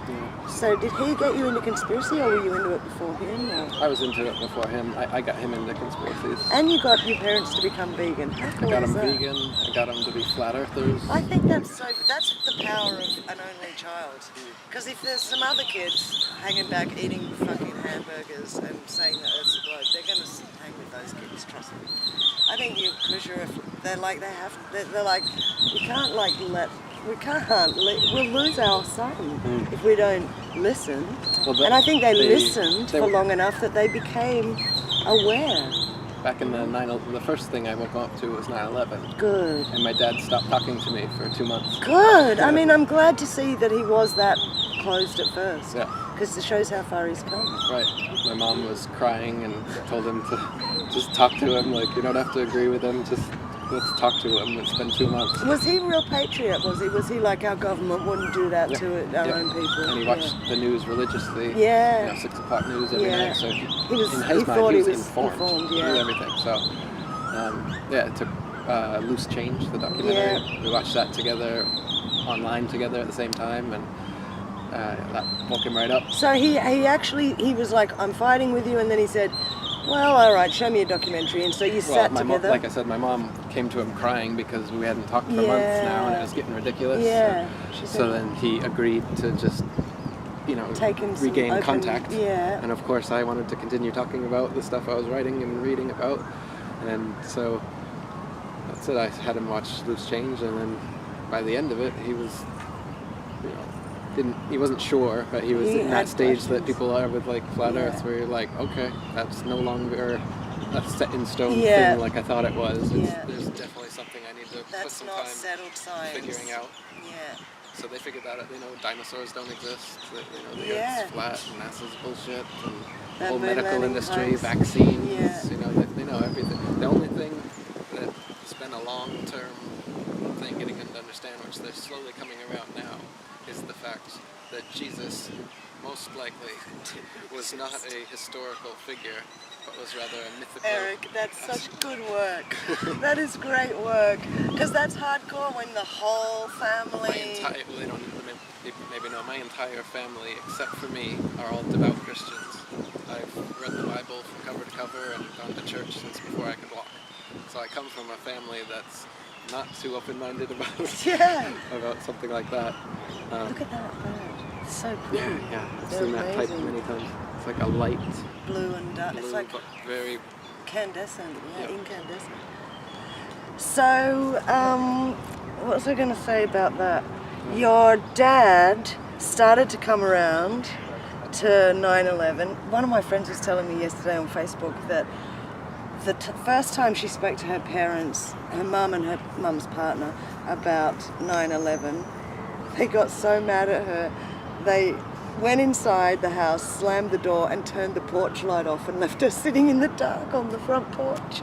But she's like a year or two later now and they've finally come around because someone credible with authority, not their own daughter, who they can't trust, but somebody credible with authority has told them 9/11's an inside job because frickin' everybody knows that by now. And so now they're like, oh, tell us what you know, darling. I said to her, I bet they didn't apologise and I bet they didn't thank you because they never do. But you don't do it for thanks or apologies. You do it because you're obligated. If you're doing it for the "I told you so," you're going to be disappointed. Yeah, exactly.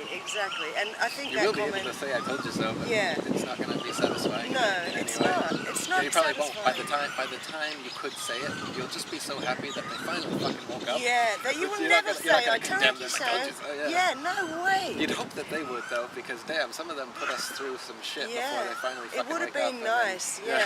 And then you don't hear any sort of, like you said, a thank you or an apology for everything you had to go through Yeah, to on help your them, own, which is what yeah. we're doing. All us flat earthers or conspiracy people, anti-vaxxers, vegans, all those people trying to help and save the world. Yeah. We're just trying to help you. Wake we up don't want you people to to die the of cancer. agenda. Yeah, we- even these gun laws. Let's change the gun laws so only police and military can have guns.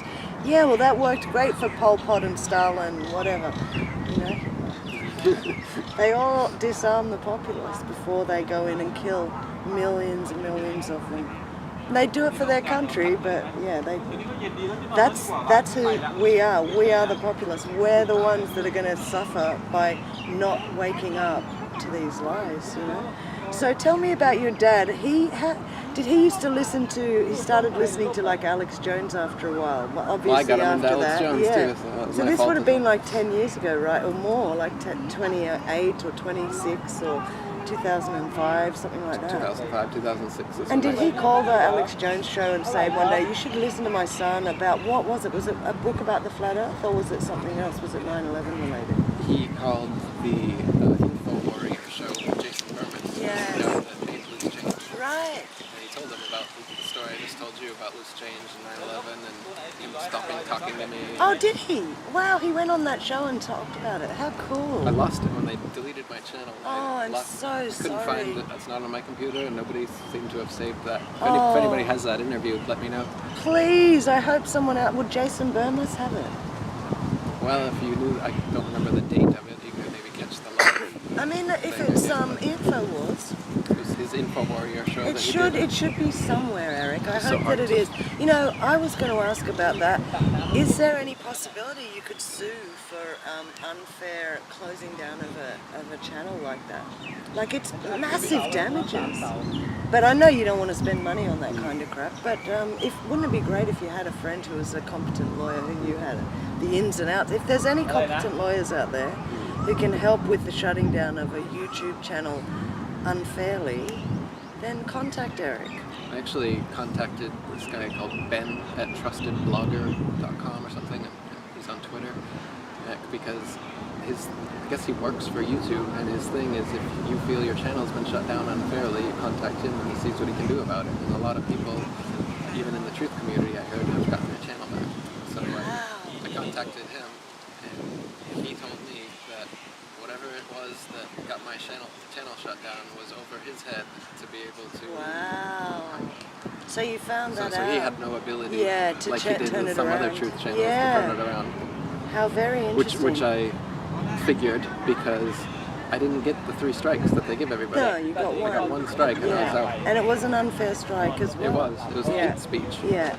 for a film, just exposing Judaism and lies about Hitler. Yeah. There was nothing hateful. It was And just, it's completely historically factual. Exactly. And it wasn't even you saying it, really, was it? Wasn't it out of a clip Right, I don't think there's anything of me in that, like I don't speak throughout that document. Yeah, you weren't being hateful yourself. It's not even, exactly, Yeah. it's not even me. And none of the clips I used were anyone being hateful or anything like that. Just truthful, but truth sounds like hate to those who hate truth.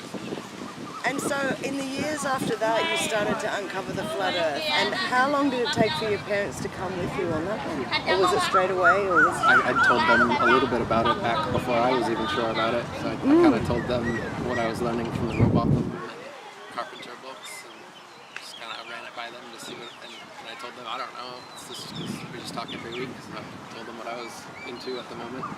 But then I remember there was one when I decided I was going to write the Flat Earth Conspiracy book. At that point, I convinced myself I was 100% sure. Yeah. And I told them one day, I was like, you know, I've been talking about how the Earth might be flat. Like, oh yeah. It's like, I know it's flat now. Like, wow. do you? Wow. And so. So they were open after that. That's good. Well, they were already open. Yeah. And we were talking about it anyway, but they weren't.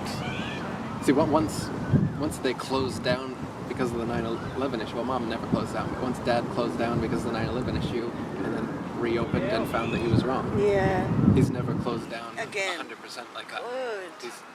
He'll you know, maybe he's good about it. He says, you know, what you would expect that. Well, at this point, I don't know believe you, it, and but I'm going to need to. I trust but I'll look you, into it. and I trust that you know why you know what you know. That's beautiful. I think it's the saddest thing that parents don't listen to their own children. You know, it's just so sad. Yeah, I'm lucky with that. They're pretty much the only ones in my family that do listen to me. My Yeah. whole extended family, they've heard maybe bits and pieces, but mostly just from my parents. They're too challenged because of your I think Jesus they're too challenged, about that. Because you haven't towed the line with Christianity. Ever, yeah. So I've always been the black sheep in my family, and now that I've lived in Thailand for so long, I don't even think they really consider me, you know, I mean, they consider me part of the family, but they don't. When there's family gatherings or You're anything, never I'm never there. there. So I'm just kind of this. Must be so peaceful They ask for my them. parents about once in a while, like, how's Eric? And then my parents, when you ask someone, They're like, how's Eric? How's Eric? He's got 150 million fucking views. But then that got suppressed, so now he's back to 27 views and no fans. And, yeah. Nobody knows about it. No, he's got 11,000 subscribers again now. Thank God. Yeah, he's building back up. My YouTube's totally suppressing the new account big time. Oh, well, that's how I felt since 2006. And maybe, you know, I always... People are getting unsubscribed. Yeah, They have to keep resubscribing. My subscribers are set on 714 since I made that Millie Grass Tyson thing. And a lot of people say to me, I just subscribed and the number count didn't go up. And I'm like, well, I'm not surprised. I must be damn good. Or something. I bet they have an algorithm that at the click of a button, they don't even need a click of a button. They don't even need any the of it, algorithm yeah. picks it up from Yeah. things you say or show. Yeah. That then it I de-emphasizes tried to your channel monetize in my account various ways. years ago and they said no way. And I'm like, why? They said your content is inappropriate. This was like years ago before I was even into this flat earth stuff. I'm like, it's inappropriate. But it's because I'm a loudmouth and I was a comedian. I think that actually there were some people watching me. And I know because I was suppressed in Australia. I felt suppressed in the comedy community. Like I would get all the show gigs, but nobody would put me on TV. And if they would, I'd probably fuck it up anyway. So, do you want to go eat something? Sure. Yeah? I'm kind of thirsty. Yeah, I may as well. Here. That means fucking asshole or something. Here. Actually, here is actually a reptile. Yeah. Well, that's why they're saying. I thought they were swearing. Oh. There you go. They're saying they're not swearing. They're They're saying it 'cause there is reptile. one. That reptile over there is here. Weren't you saying they might attack you if you chase them? Well, yeah, if you do like that, they could. But usually, just like you saw, they're scared of it. Jesus Christ, is that the triads? It's like the Bloods, the Crips, and the triads. Chasing like lagoon animals.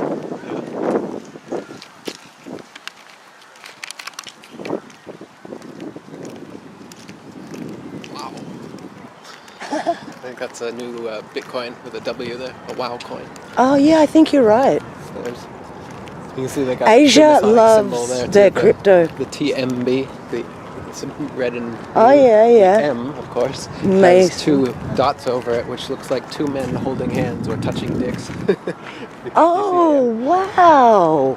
Like Like putting their swords yeah, together, or touching swords. Probably more like shaking hands. But yeah, of course, it's the M that they do it on. With the Freemasons, it's touching dicks, They you always know have it. the M here. You have the movie theaters are called the M. They have Emporium, M Courtier, and you get an M card which has M points on it. And so of course the M always stands for masonry, but they just I don't know what they When call I it. found out that MTV was MTV, Masonic but TV, have and you seen where the MTV Headquarters in are? Canada. I didn't realize it. They're it's a above Masonic temple. A Freemasonic well, that's lodge. in Hollywood, Yeah. but the MTV actual building in Canada is in the Freemasonic temple as well. There you go. They use M and MM all the time, like Mickey Mouse. If you watch the Kardashians, it's full of Masonic KK is symbols. another one. Yes, and the black and white floors in all their houses, in all their photo shoots, they've got the pillars, Joaz and Joachim, or Right. I can't remember the names. They purposely do little crossovers too. I got kicked off of AboveTopSecret.com for a thread I did exposing this. I've heard where bad things about that forum, but I've never Yeah. been there really. I showed how like you'll see Eminem, the rapper, dressing up as Mickey Mouse. Eminem, Yeah. And Marilyn Manson. Yeah, Eminem also Marilyn wearing Monroe. And Yeah. Marilyn Monroe and so all these MMs, and they dress up as other MMs. Yeah. Like what's his name, Mike. What's Myers. Austin Powers? Mike Yeah. Myers dresses up as some other MM. I can't remember now, but so they're always doing this little cheeky thing where Yeah. one of the MMs dresses up like another MM. It's constantly tickling each other, isn't it? It is. With this, like, we've got a little secret. Right. I freaking hate people love in the that. world who love having secrets. And that's what the flat Earth is. That's Yeah, their big secret. Their big secret. So when you become a Freemason, one of the big things you learn that separates you from the rest of the society is that you know this huge truth that the Freemasons Yeah. know. That And that's the your Earth is big flat. reward at the end. That thing that everybody laughs about, you actually know that they're laughing at their own stupid ignorance, thinking that it's a bullshit subject Yeah. when it's actually the NASA's bullshit that they're believing. And do you see how you're ruining Freemasonry by releasing this truth Absolutely. to the I profane? mean, before I wrote my book, that was, it all comes to you. You think, like, what is the effect going to be if I Yeah. really come out and do this? But you must, I mean, I can't believe you even got off your ass and started to try, because it's just the most impossible task, and you've come so far in such a short time. It's been over 10 years, so for me it doesn't feel that No, short. it's not, but it's been considering how huge long since it's the been a flat Earth, but secret, I knew that too. Like, 500 years suppressed, 10 years to come out, and I'm talking, it's out. It's internationally out, Eric, everywhere. it's, They'd have to 200 shut proofs in YouTube 20 down. languages now. Yeah. 20 languages. It's getting out all over the world. I don't want to ask how many books you've sold or anything like that, because I think I don't that know should the be a exact secret. number. That should be a secret you should keep from the Freemasons as well. Right. I mean, obviously they've Well, I got give their them all away means for and free ways. in Yeah. PDF form as Yeah, well, so exactly. Everybody who it's wants to everywhere. read your stuff can read it for Right. free. I did. I never pay my heroes, really. Right. Except I am going to pay for lunch.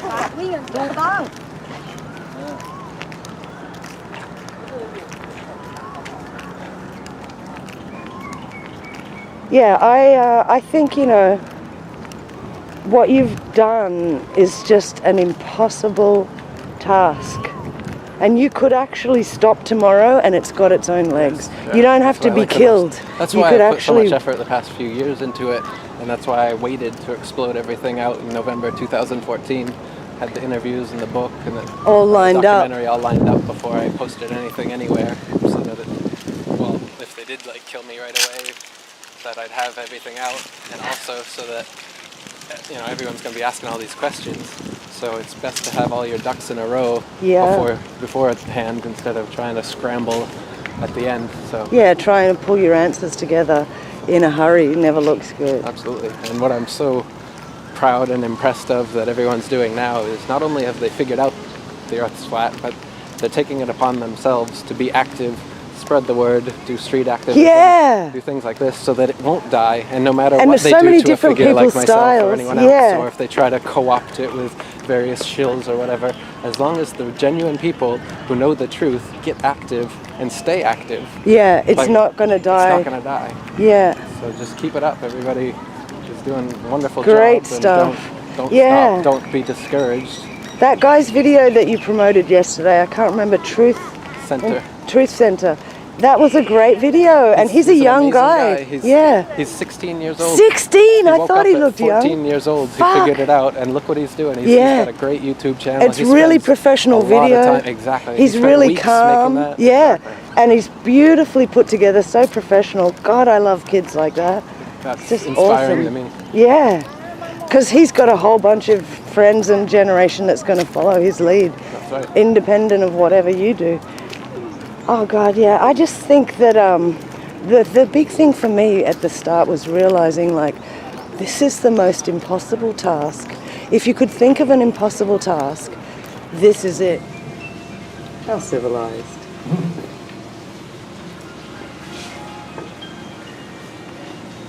Beautiful. And this is prawns with bacon. So fake bacon. He's not really a vegetarian. All this is. This is just a big plate of meat, fish. Snowfish made of snow. Lamb chops. Lamb chops with cheese and mustard. And this is fried chicken with get out. Garlic. Kentucky Fried Chicken, and that's tuna Fake salad. tuna salad. How far into it were you? How far into the release of it were you before you started to get? Before you ever got your first serious death threat? That Masons are trying to co-opt me post that I made. Yes. That was pre-Flat Earth. That was. Why? Why were they trying to co-opt you pre-Flat Earth? Well, I mean, we'd already released Atlantic Conspiracy and all the information in that book, which is so you were like hoax, David Icke's. Yeah, David Icke with extra new stuff, and you weren't under their control like he was, so you were totally dangerous. So, I mean, and was this after your your great uncle and you had the fight? No, it was before. Before? Wow. That was more than a threat, that was a bribe as well. That was, like we're going to give you a show. And we'll give you your own television show, or don't, and bad things are going to happen to you. Yeah, that guy was a dick, yeah. He was, and I did a follow-up post on him. I did some research into him. He lives in like a castle in England. How did you find out who he was? His information about him online. And did he put his name to it or something, his full name? Yeah, his my name and everything, so we're able to find his family crest and their castle, which is actually his residence and all this stuff. Wow. So that's on the follow-up post. No wonder they have the audacity to tell you to stop living your life. So rich and just so self-important, and they have a lot to lose if the system crumbles. Yeah. And I think Flat Earth is going to be the system crumbler and be helped by cryptocurrency. And so how did that make you feel when that happened? Were you scared? I expected something like that. Yeah. And so when it came, it was like, it's happening. And you fucking handled it beautifully. I published his email right away. Yes. Instead of even when he said responding to it. Yeah, I just instantly published it and said, this is my public response to you. Yes. That was the best thing you could have done. That's how I do everything. That's why I said everyone calls me a Mason, because I'm so transparent about everything, including the one Mason in my family, which they conflate into being my whole family's Masons, which is not true. I thought that was so interesting the way he said, this is really dangerous. Dangerous stuff. Yeah.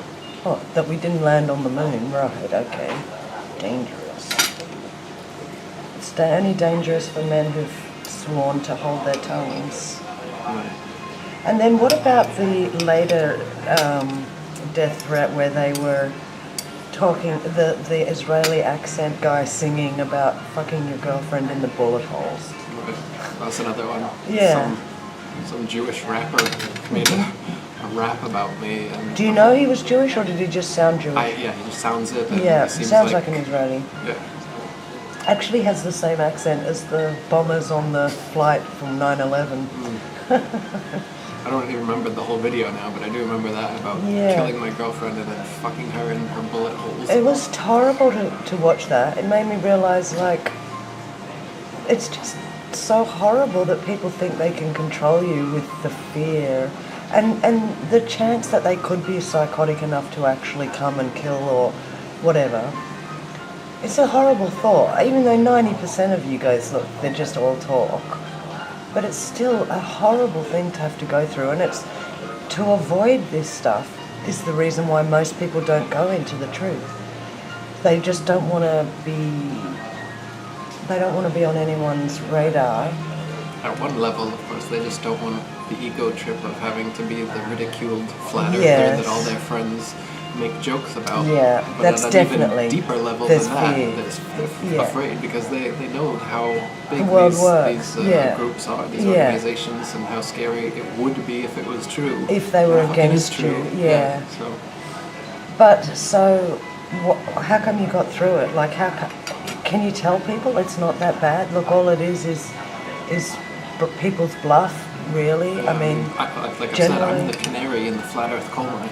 Yeah. If they were going to kill somebody in this movement, that's me. Yeah. And so far, all they've done to me is threats and bribes. Yeah. They haven't physically. If they told you, Well, it would they've strengthen tried, your but haven't message. I hate to say it, but it really would. Oh, right, well, that's why I put that You in that become a song. pariah. I mean, whatever it's called, you become a hero. It might take 10 years, but I don't think they have the energy to do it. I think of it's it in effective. I don't think it's the most effective way to. It would draw so much attention to your message. Yeah, so people shouldn't be afraid. But isn't it amazing that they can just say mean and tough things, and that's enough to make most people go, ooh, oh, I don't go there, no, I don't listen to that kind of stuff.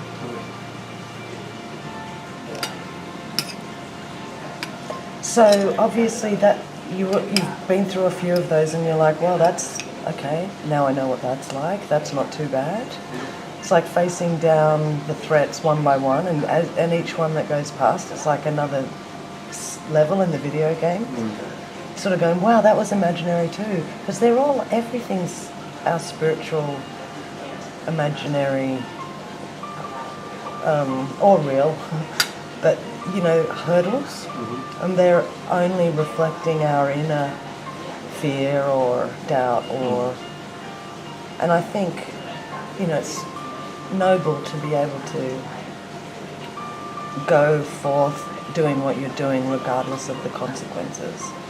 But it's really nice for people to know that there may not even be consequences, and if there's no consequences for you, if they can't get to you, they're not going to worry about any of the rest of us, or maybe they are, but I'm prepared to die for it anyway. Like, I'd rather die for truth than live a lie. Yeah. And I know we're all eternal. And I know that you can't really control when you live or die anyway. Breath is not up to you. Heartbeats are not up to you. You can try and elongate it with good exercise and food and stuff, but even still, it's out of our hands.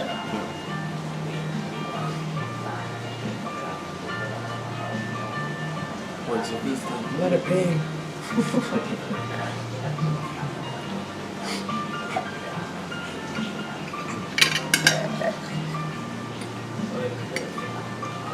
Does it feel like the worst is over? The hardest part is over?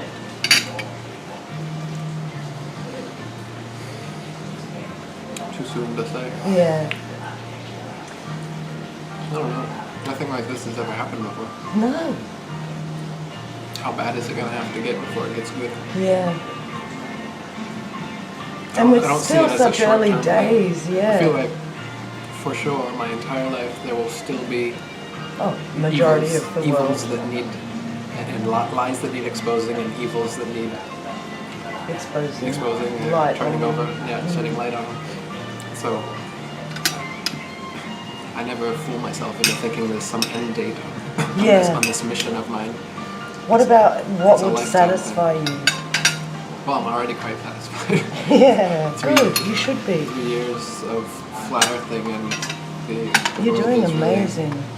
getting there. So, Yeah. but I mean, it's more than just flat earth that needs to be done. Like my one video that was censored and I can't even re-upload it. Someone else had a chance to re-upload it on YouTube. Was globalism equals Freemasonry equals Judaism. Yes, I love that. And I made that video because I find it to be a super important It's 4 point minutes or that- something, really yeah, fast. it's only 6 minutes. Yeah. And what it does is it shows succinctly that the globe, from its inception, came from Freemasons. Right Who up were until the today, the from goy Pythagoras tools of to the Jews. Galileo up to the NASA astronauts of Yeah. today. These are all Masons.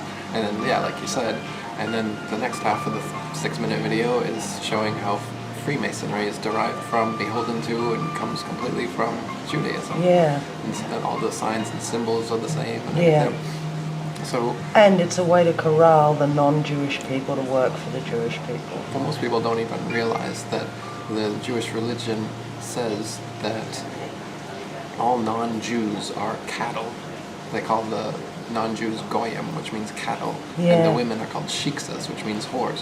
So non-Jewish men and women are cattles and whores, which they say once they have their Jew world order, their Zionist world state, they'll each get 2,800 slaves, goyim slaves.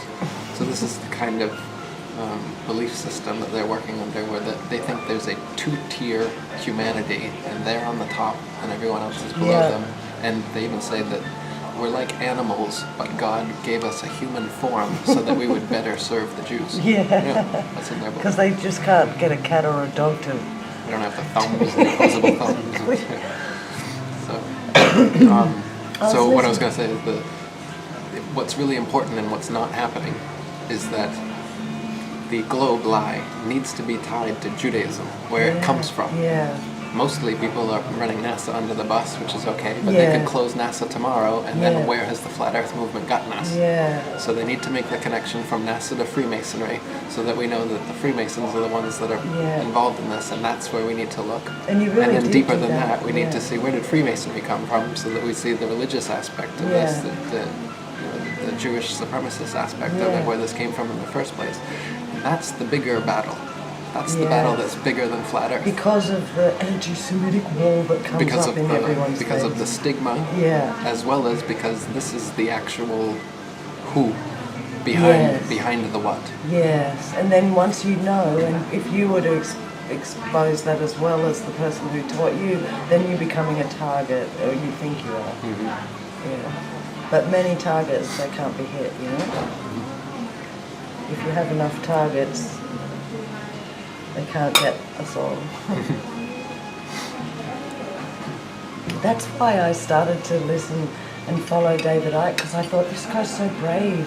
He's speaking out about the world leaders and, you know, their child sex crimes and stuff, and he's going to be killed. And if some of us stand up under him and help him, then we take the heat off and spread the target. That's how much I really loved him at the start, you know. I knew that you're not the same, but you're still helping, you know. So I think there's a lot of people now with that kind of urge to help. And they're showing it by, since your channel got down, it's made me realize there's hundreds of really reputable, good people just with video channels who are like, fuck that happening to upload Earth. everything. I'm going to put, and good on them. Yeah, I'm so happy to see that. But still, like, they really harmed you. They took away all your comments for years, all the arguments you've had online, all of the times you've donated your time to respond publicly and personally to people, to therefore make yourself more accessible. They ripped all that from you. And that makes me very angry still, and it must have made you pretty angry, but you handled it well. Facebook's done it to me. Yeah, My entire several forum times. has been deleted. Yeah. So Oh, IFAS has been deleted. When was that? A few years ago? New Year's 2016. Wow. I remember now, yeah. And what was the excuse for that? Same one. The Hate speech. Adolf Hitler versus the Jew World Order And video. what is the platform of... Racism, anti-Semitism, hate speech. But I mean, what's IFAS on that somebody can take it off? What? That's a forum server. So it's just a forum server, and they're not... They called you anti-Semitic, or... They really control everything, don't they? Forum servers. You can't even have a forum. Unbelievable. Have you ever heard of Mike Trafficant? Yeah. He's amazing. I didn't know anything about him, so I might be taking him out of context, but last night I heard... He's in that documentary that Is he? keeps getting censored. He's in it. Which one? Oh, Adolf the Hitler Jew World versus Order. Jew. Yeah, right. Maybe that's where I first heard him, but last night I saw just a 5-minute clip in through something. Isn't it James? Is it Michael James? James? Maybe it's James. I don't know. I couldn't even remember Trafficant until just then. But he was a powerhouse. I think he's got kicked out of politics. He was or in something. prison. That interview that I put it in was when he just got out of jail. Right. And there he is. What do you think of Brendan putting himself O'Connell? back in there. Yeah. For more. Yeah, but speech. he was fast, direct to the point, and clear as. Great speaker. Yeah, but funny toupee. I don't know. I think he has a really bad toupee, or in some clip he looked like he did. But I didn't care because what was coming out of his mouth was just damning me. It was great. I just thought, holy shit, we don't ever get people speaking out like this. Because Australia is just as frustrating as America for watching the Jewish control of our government and everything else. Have you heard of Brendan O'Connell? He's a, I don't know, I think he may be some kind of controlled opposition. Like, I think they set up these, like Ken O'Keefe, Max Egan. I think they act like they're fighting on the side of the common people against the Jewish Power League. But actually they're employed by them, right? And they're controlled opposition. I think Max may be as well now since that bash-up incident, and probably has been before that as well. I also get the feeling Max is in some kind of group or society of secrets. But Ken as well. I can't remember, I forgot what I was saying. Have you seen the thread we have on Max Egan? Maybe.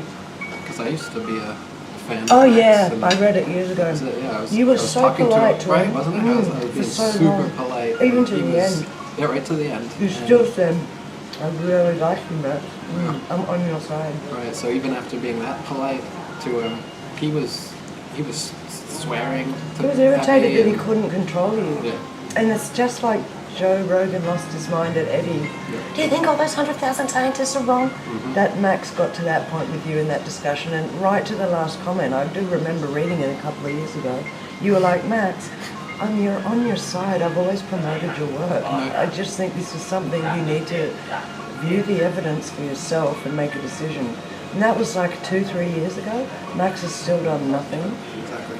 No, he's doubled out. Now he's like a global Earth proponent. Is he? Yeah, oh, well. He took that flight that nobody else in the world has ever been able to take and made it. But strangely, he did say his compass did strange things or pointed off. And he didn't actually film the whole thing. He filmed like 10 minutes or something. He didn't even film it to show where he landed or anything. You need an unedited 12-hour footage if you're going to prove it. A 10-minute compilation video that claims that's no better than what we had anyway. So, well, I so got to me, in that big looks trouble. Like a controlled opposition I got in stunt big trouble with Max because I saw this guy called Rolling Thunder 42 on YouTube. He was making a video showing the difficulty of the flight paths in the southern hemisphere long flights. And he was calling out Max, saying that Max had faked it or whatever. And then I'm sure you've seen this video. It shows Australia on a news conference, on the TV news in Australia. John Travolta came out to Australia to celebrate with an airline company a non-stop flight from Australia to Santiago, Chile. And they had dancers in the airport, and they had all this stuff. And there's one point where they're showing Max Egan, and then there's one point someone says, "G'day, John," to John Travolta, and it sounds exactly like Max Egan. It sounds exactly like him, but you don't see who's saying hello. But Max Egan's involved with the clip for some reason. I can't even remember why.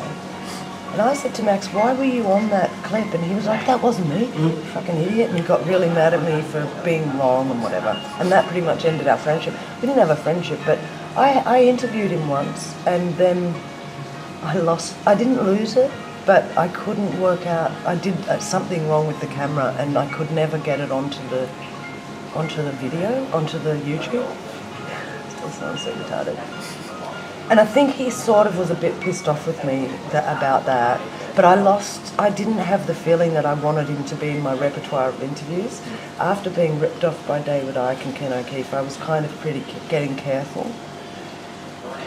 And just watching Max still hanging with those same crew, it's who they hang with, isn't it? They're all fucking intertwined and they're on the same team, like It's the one of the main potatoes. ways to tell. The potatoes, we call them the potato crew or whatever. Yeah. They all go on that show and they Yeah. all hang around each other, defend each other, they're in each other's comment sections. Yeah. And they're not In hanging yours. out with the genuine people. Yeah. They and the never go genuine on people Gel's who- show. Yeah, Like right, Gel's they never got this open platform. Right. Anyone Why who aren't knows they on Flat there? Earth should I've been be on there a couple supporting times. their I don't like going on. interviews Yeah. anyway. I don't really like being on camera, so. But I mean, Dell's show is so good that there's no way I wasn't going to go on there and You give my have to support. uphold him, yeah. Yeah, but these guys don't. I They know. just support their own potatoes, I know. their own crew. And it's also interesting to me, like the ones who do and don't look you up, do and don't want to connect with you. Like somebody like Einar sort of did, but not in a way that he wanted to learn anything, in a way that he wanted to like get you to come somewhere. Yeah. Let's go to Antarctica, Eric, you, me and Jake the asshole, and let's see who wins. You know, it would be like a death toll. Yeah, it really depresses me that people wittingly sell out. For a long time I thought someone like David Icke, he doesn't know he's being used, but towards the end, when he got kicked off his own channel and he still didn't have anything to say about it, I realised he's not the one in power here. He's got no energy of his own, really.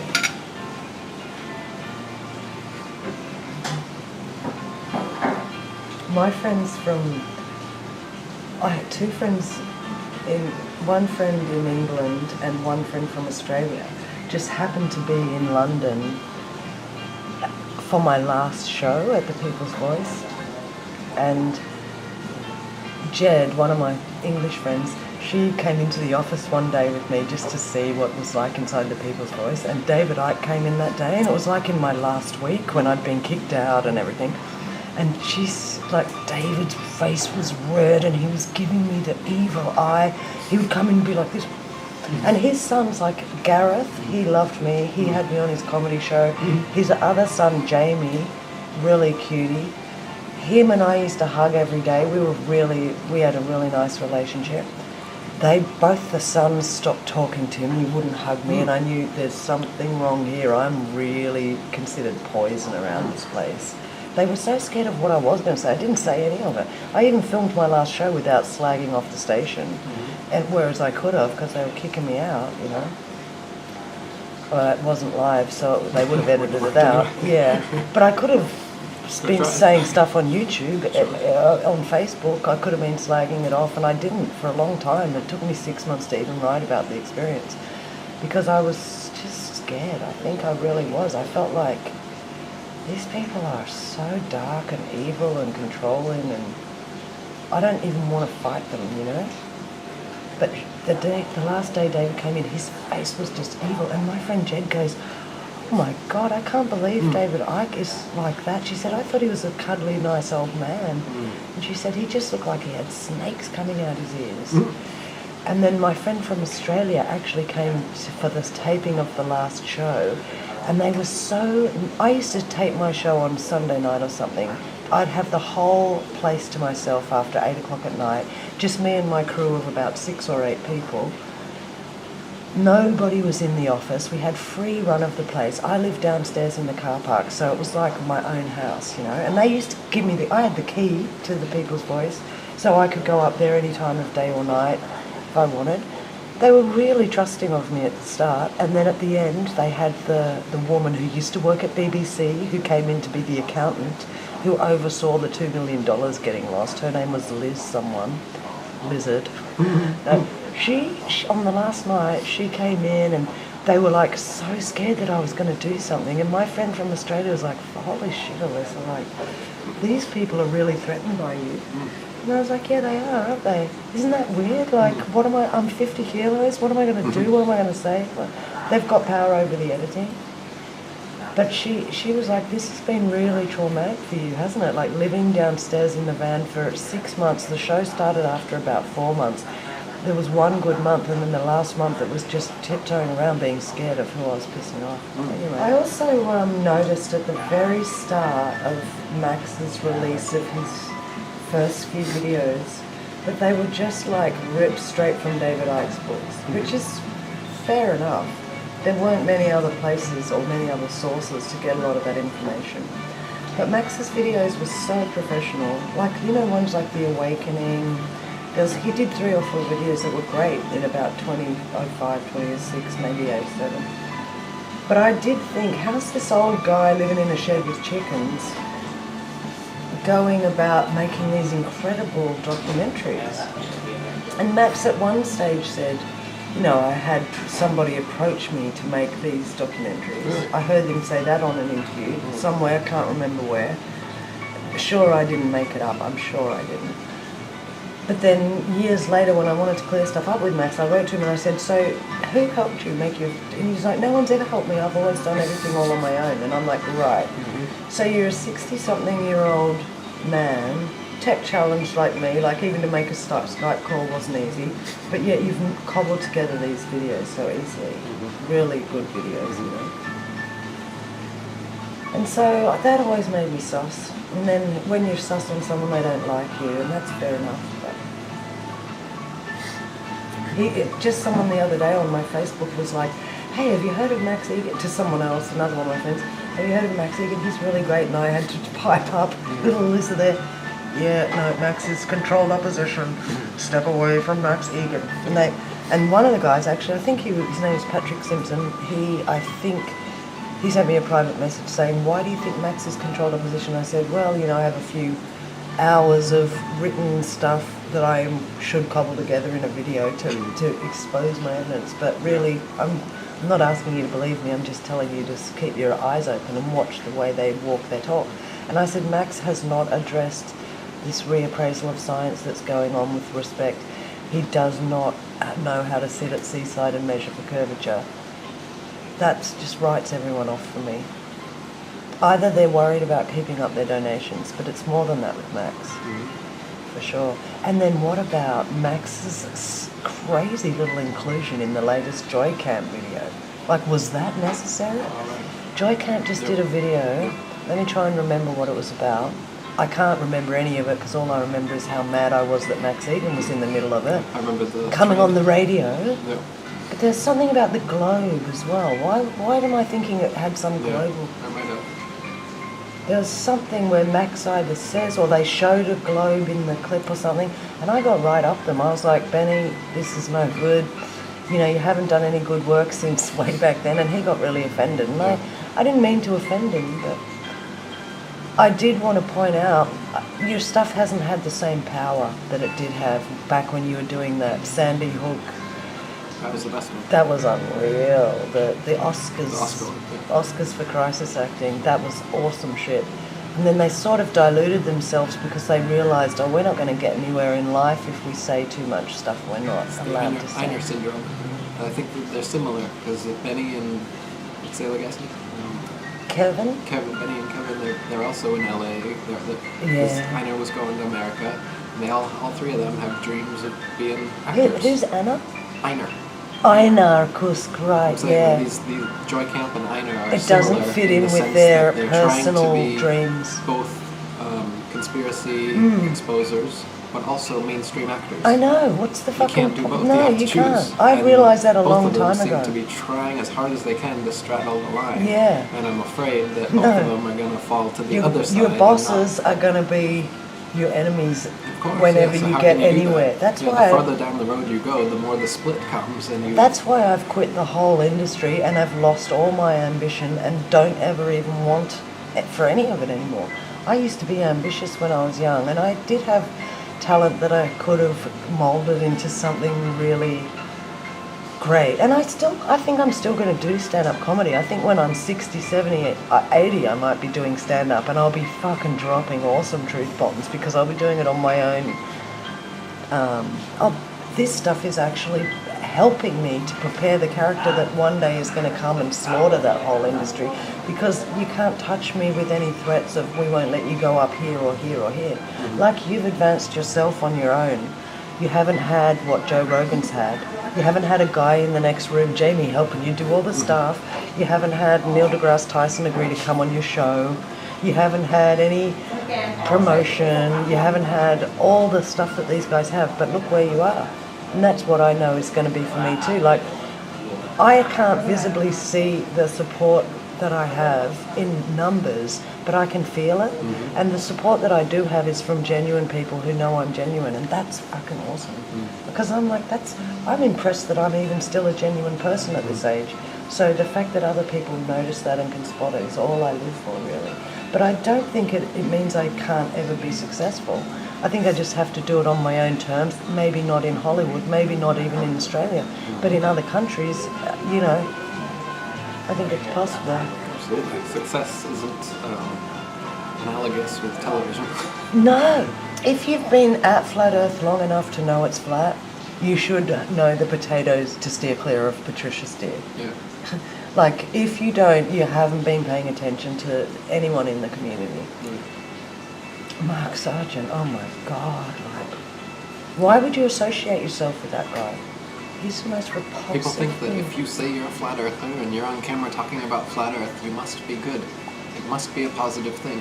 Yeah, no. And when you tell them, come on, there's a 500-year deception going on that's being exposed, you really think that they're not going to send fake flat earthers in to delegitimize and co-opt the movement? Yeah. Everybody I say that to, they disappear from the comment section because they leave some big comment about how I'm divisive and dividing the movement and I'm picking on whoever. And then I say something like that, like, you seriously don't think there's that? Because they'll even say that. They're like, Patricia's a fellow flat earther, Mark is a fellow flat earther, what are you doing? Yeah. What are you doing? You know. You're picking on one of our own. Even Max Egan goes into stuff like that. Right. But the fact of the matter is, They're dividing the truth community. Of course there's going We to need be unity. shills and controlled opposition. Well, you know, it's always those everyone. ones, those shills that call for unity. Unity! You've got to at all have costs, unity. right. It's like, I don't want unity. I want individuality. I want everyone to bring a fresh truth every day if they want. We're not sticking tomorrow with what we knew yesterday. So fuck this unity, fuck this group mentality. And all the ones calling for unity are the fucking agents.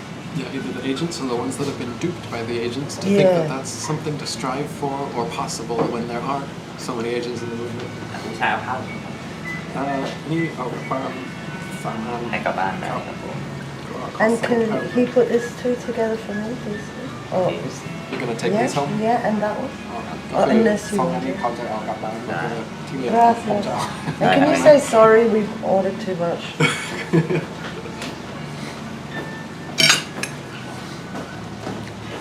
I think I'm gonna order another thing actually, so it's not too much. Oh, good. ก็คือสามอย่างนี้ใส่ถุงเป็นคุณผู้ชายแล้วก็สองอย่างนี้ถุงเป็นผู้หญิง ถูก นะ ต้องครับ Gracias. แล้วก็ I mean, ขอสั่งเพิ่มอีกอย่างหนึงนะครับเอายำใส่กรอก ก็กลับบ้านที่นี่เรียนออกกันแล้วก็ใส่ถุงเป็นผู้ชายแยกถุงกัน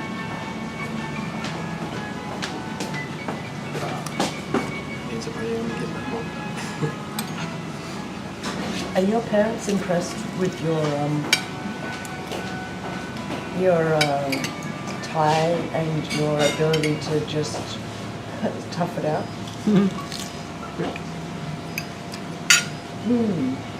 Must be very hard for them with you like dominating them as you have. And you're like, no, I'm not coming home, you have to come to me. And they're like, oh, right. It's fair enough. Like if I was your parent, I would go wherever the fuck you were because it's not necessarily desirable for you to go through I've those. been threatened. This is a threat that I haven't told you about. I've gotten this more than once. They, what's the word? They encourage me to come home. They say, well, why aren't you coming back, Eric? Come on home, Eric. Just once. Yeah. As though I get the impression, and well, I mean, when There's I've gone somebody- through airports, Yeah. especially since the books, I get pulled over every time. You know how they pull aside certain people. Yeah. I feel like I'm do on a too. list. Are you too? When I went to England to do the David Icke show, I had a 5-hour interview. Oh my God. And they were saying they would not let me go. At one stage, the guy's like, we need to find out who you are and what you're doing here. I said, I'm a 47-year-old single woman who's been living in a tent for 2 years and I'm on holiday in my mother country for a few months. They're like, you're going to work here? And I'm like, no. They're like, I was like, you know, I've been on a flight for 12 hours. Can I go to the toilet? They're like, yeah, but one of us has to go with you. And then after you go to the toilet, you can go. And then after that, they'd be like, no, we need to take you back to an interrogation room. I had 3 people. The last one was like an old Freemason. And I sat down across the table from him and I told him, look, I'm a domestic terrorist in my country because I speak out about things the government has done to the people and blamed on other people. And I'm not going to stop doing that. This is all on record. It's all in my, you know, in my computer, in my blog, in my comedy, in all the writings I've done. But I couldn't believe how that they really hassled me when I got to England, and I thought that my name is on a list, man. But then I haven't been hassled this trip at all. It's been really smooth. Like I'm a bit scared, because especially even the stuff I've been posting lately is I'm constantly still posting about that Port Arthur massacre, because it really upsets me that the guy who didn't do it has been in jail for 20 years now, 17 years. And he's like an autistic guy. He's been tortured. He started off with 3rd-degree burns to 75% of his body. You know, it's just the saddest story. And I've always felt like it's my responsibility to help that guy, because I'm one of about 15 people in the country who knows that it was a setup. Fucking no people know, because they just refuse. Yesterday, my Australian friend posted something about there's going to be a school walkout. All the kids in America are going to walk out of their schools on strike on the 20th of March or whatever, or February, to say, until you change the gun laws, we're not coming back to school. So America, your kids won't be educated if they don't go, you know? Yeah. And I thought to myself, just...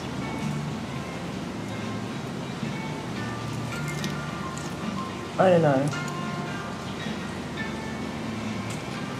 It's really worrying. But I'm not scared as such. But if I was you, I would be scared to go through customs, put it that way. Not especially alone, like you need witnesses with you and people who will wait with you if you do get pulled over. That's pretty much the only thing. The thing is, you can probably travel anywhere, and I don't think their systems are that good, and they're following most people like me that much. I'm pretty sure they've got like an ankle tag on you or something. I don't know how they even follow that stuff. They probably read all your Facebook and scour all your emails and everything. Do you feel like you can't go anywhere, or you just don't want to? Yeah. And do you think that could be forever, for this lifetime? Like you'd be trapped, unless you go by boat or... But borders... around Asia, you could probably have no worries, I would feel. But you don't know who's who and what's what.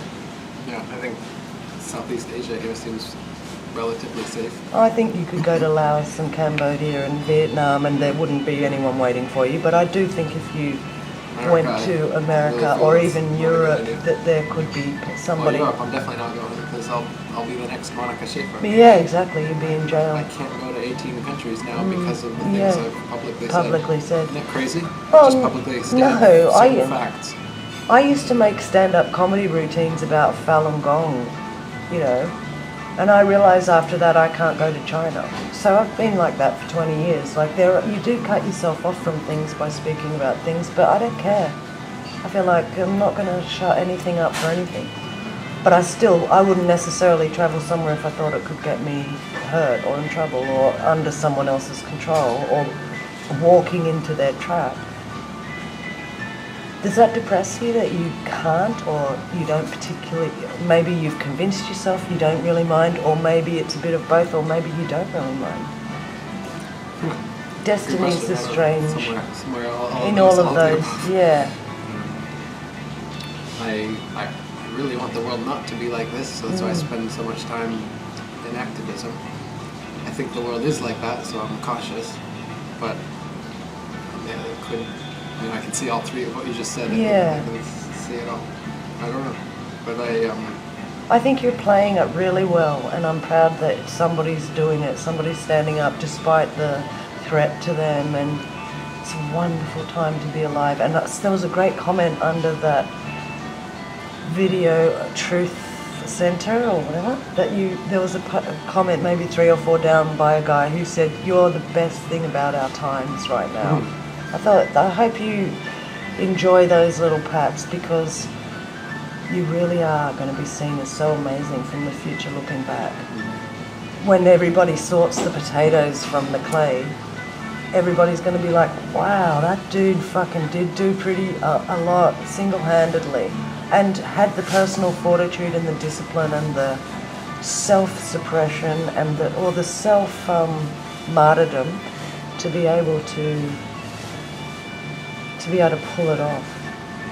It's really impressive, and I'm so happy you came to meet me. Thank you.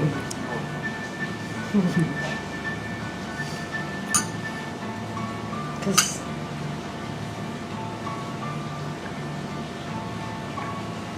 I can finally see the world changing for the first time in 50 years. I can see growth. I can see how much I've been changed by learning so much truth. Not just the Operation Northwoods and JFK, and then the moon landings, and then the 9/11s, but the real big lies, like the flat earth. And I can see now how much life is great once we get past these lies, how much we have a sense of freedom, a true sense of freedom. กับไส้กรอกแล้วก็3 อย่างนะ ครับผม just signing ผลิตภัณฑ์ด้วยจะเอาเมนูดูไหมครับจะได้ เดี๋ยวผมหยิบ ได้ มา ได้ I'm just gonna go get some of their Yeah. fake meats. Good. Sure, do what you got to do.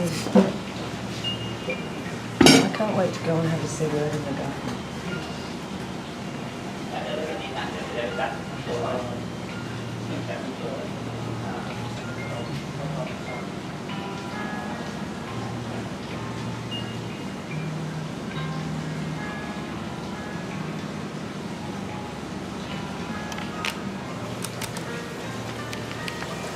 Holy shit, it's been an amazing few days getting to meet Eric and see what he's really kind of like in person, and realise that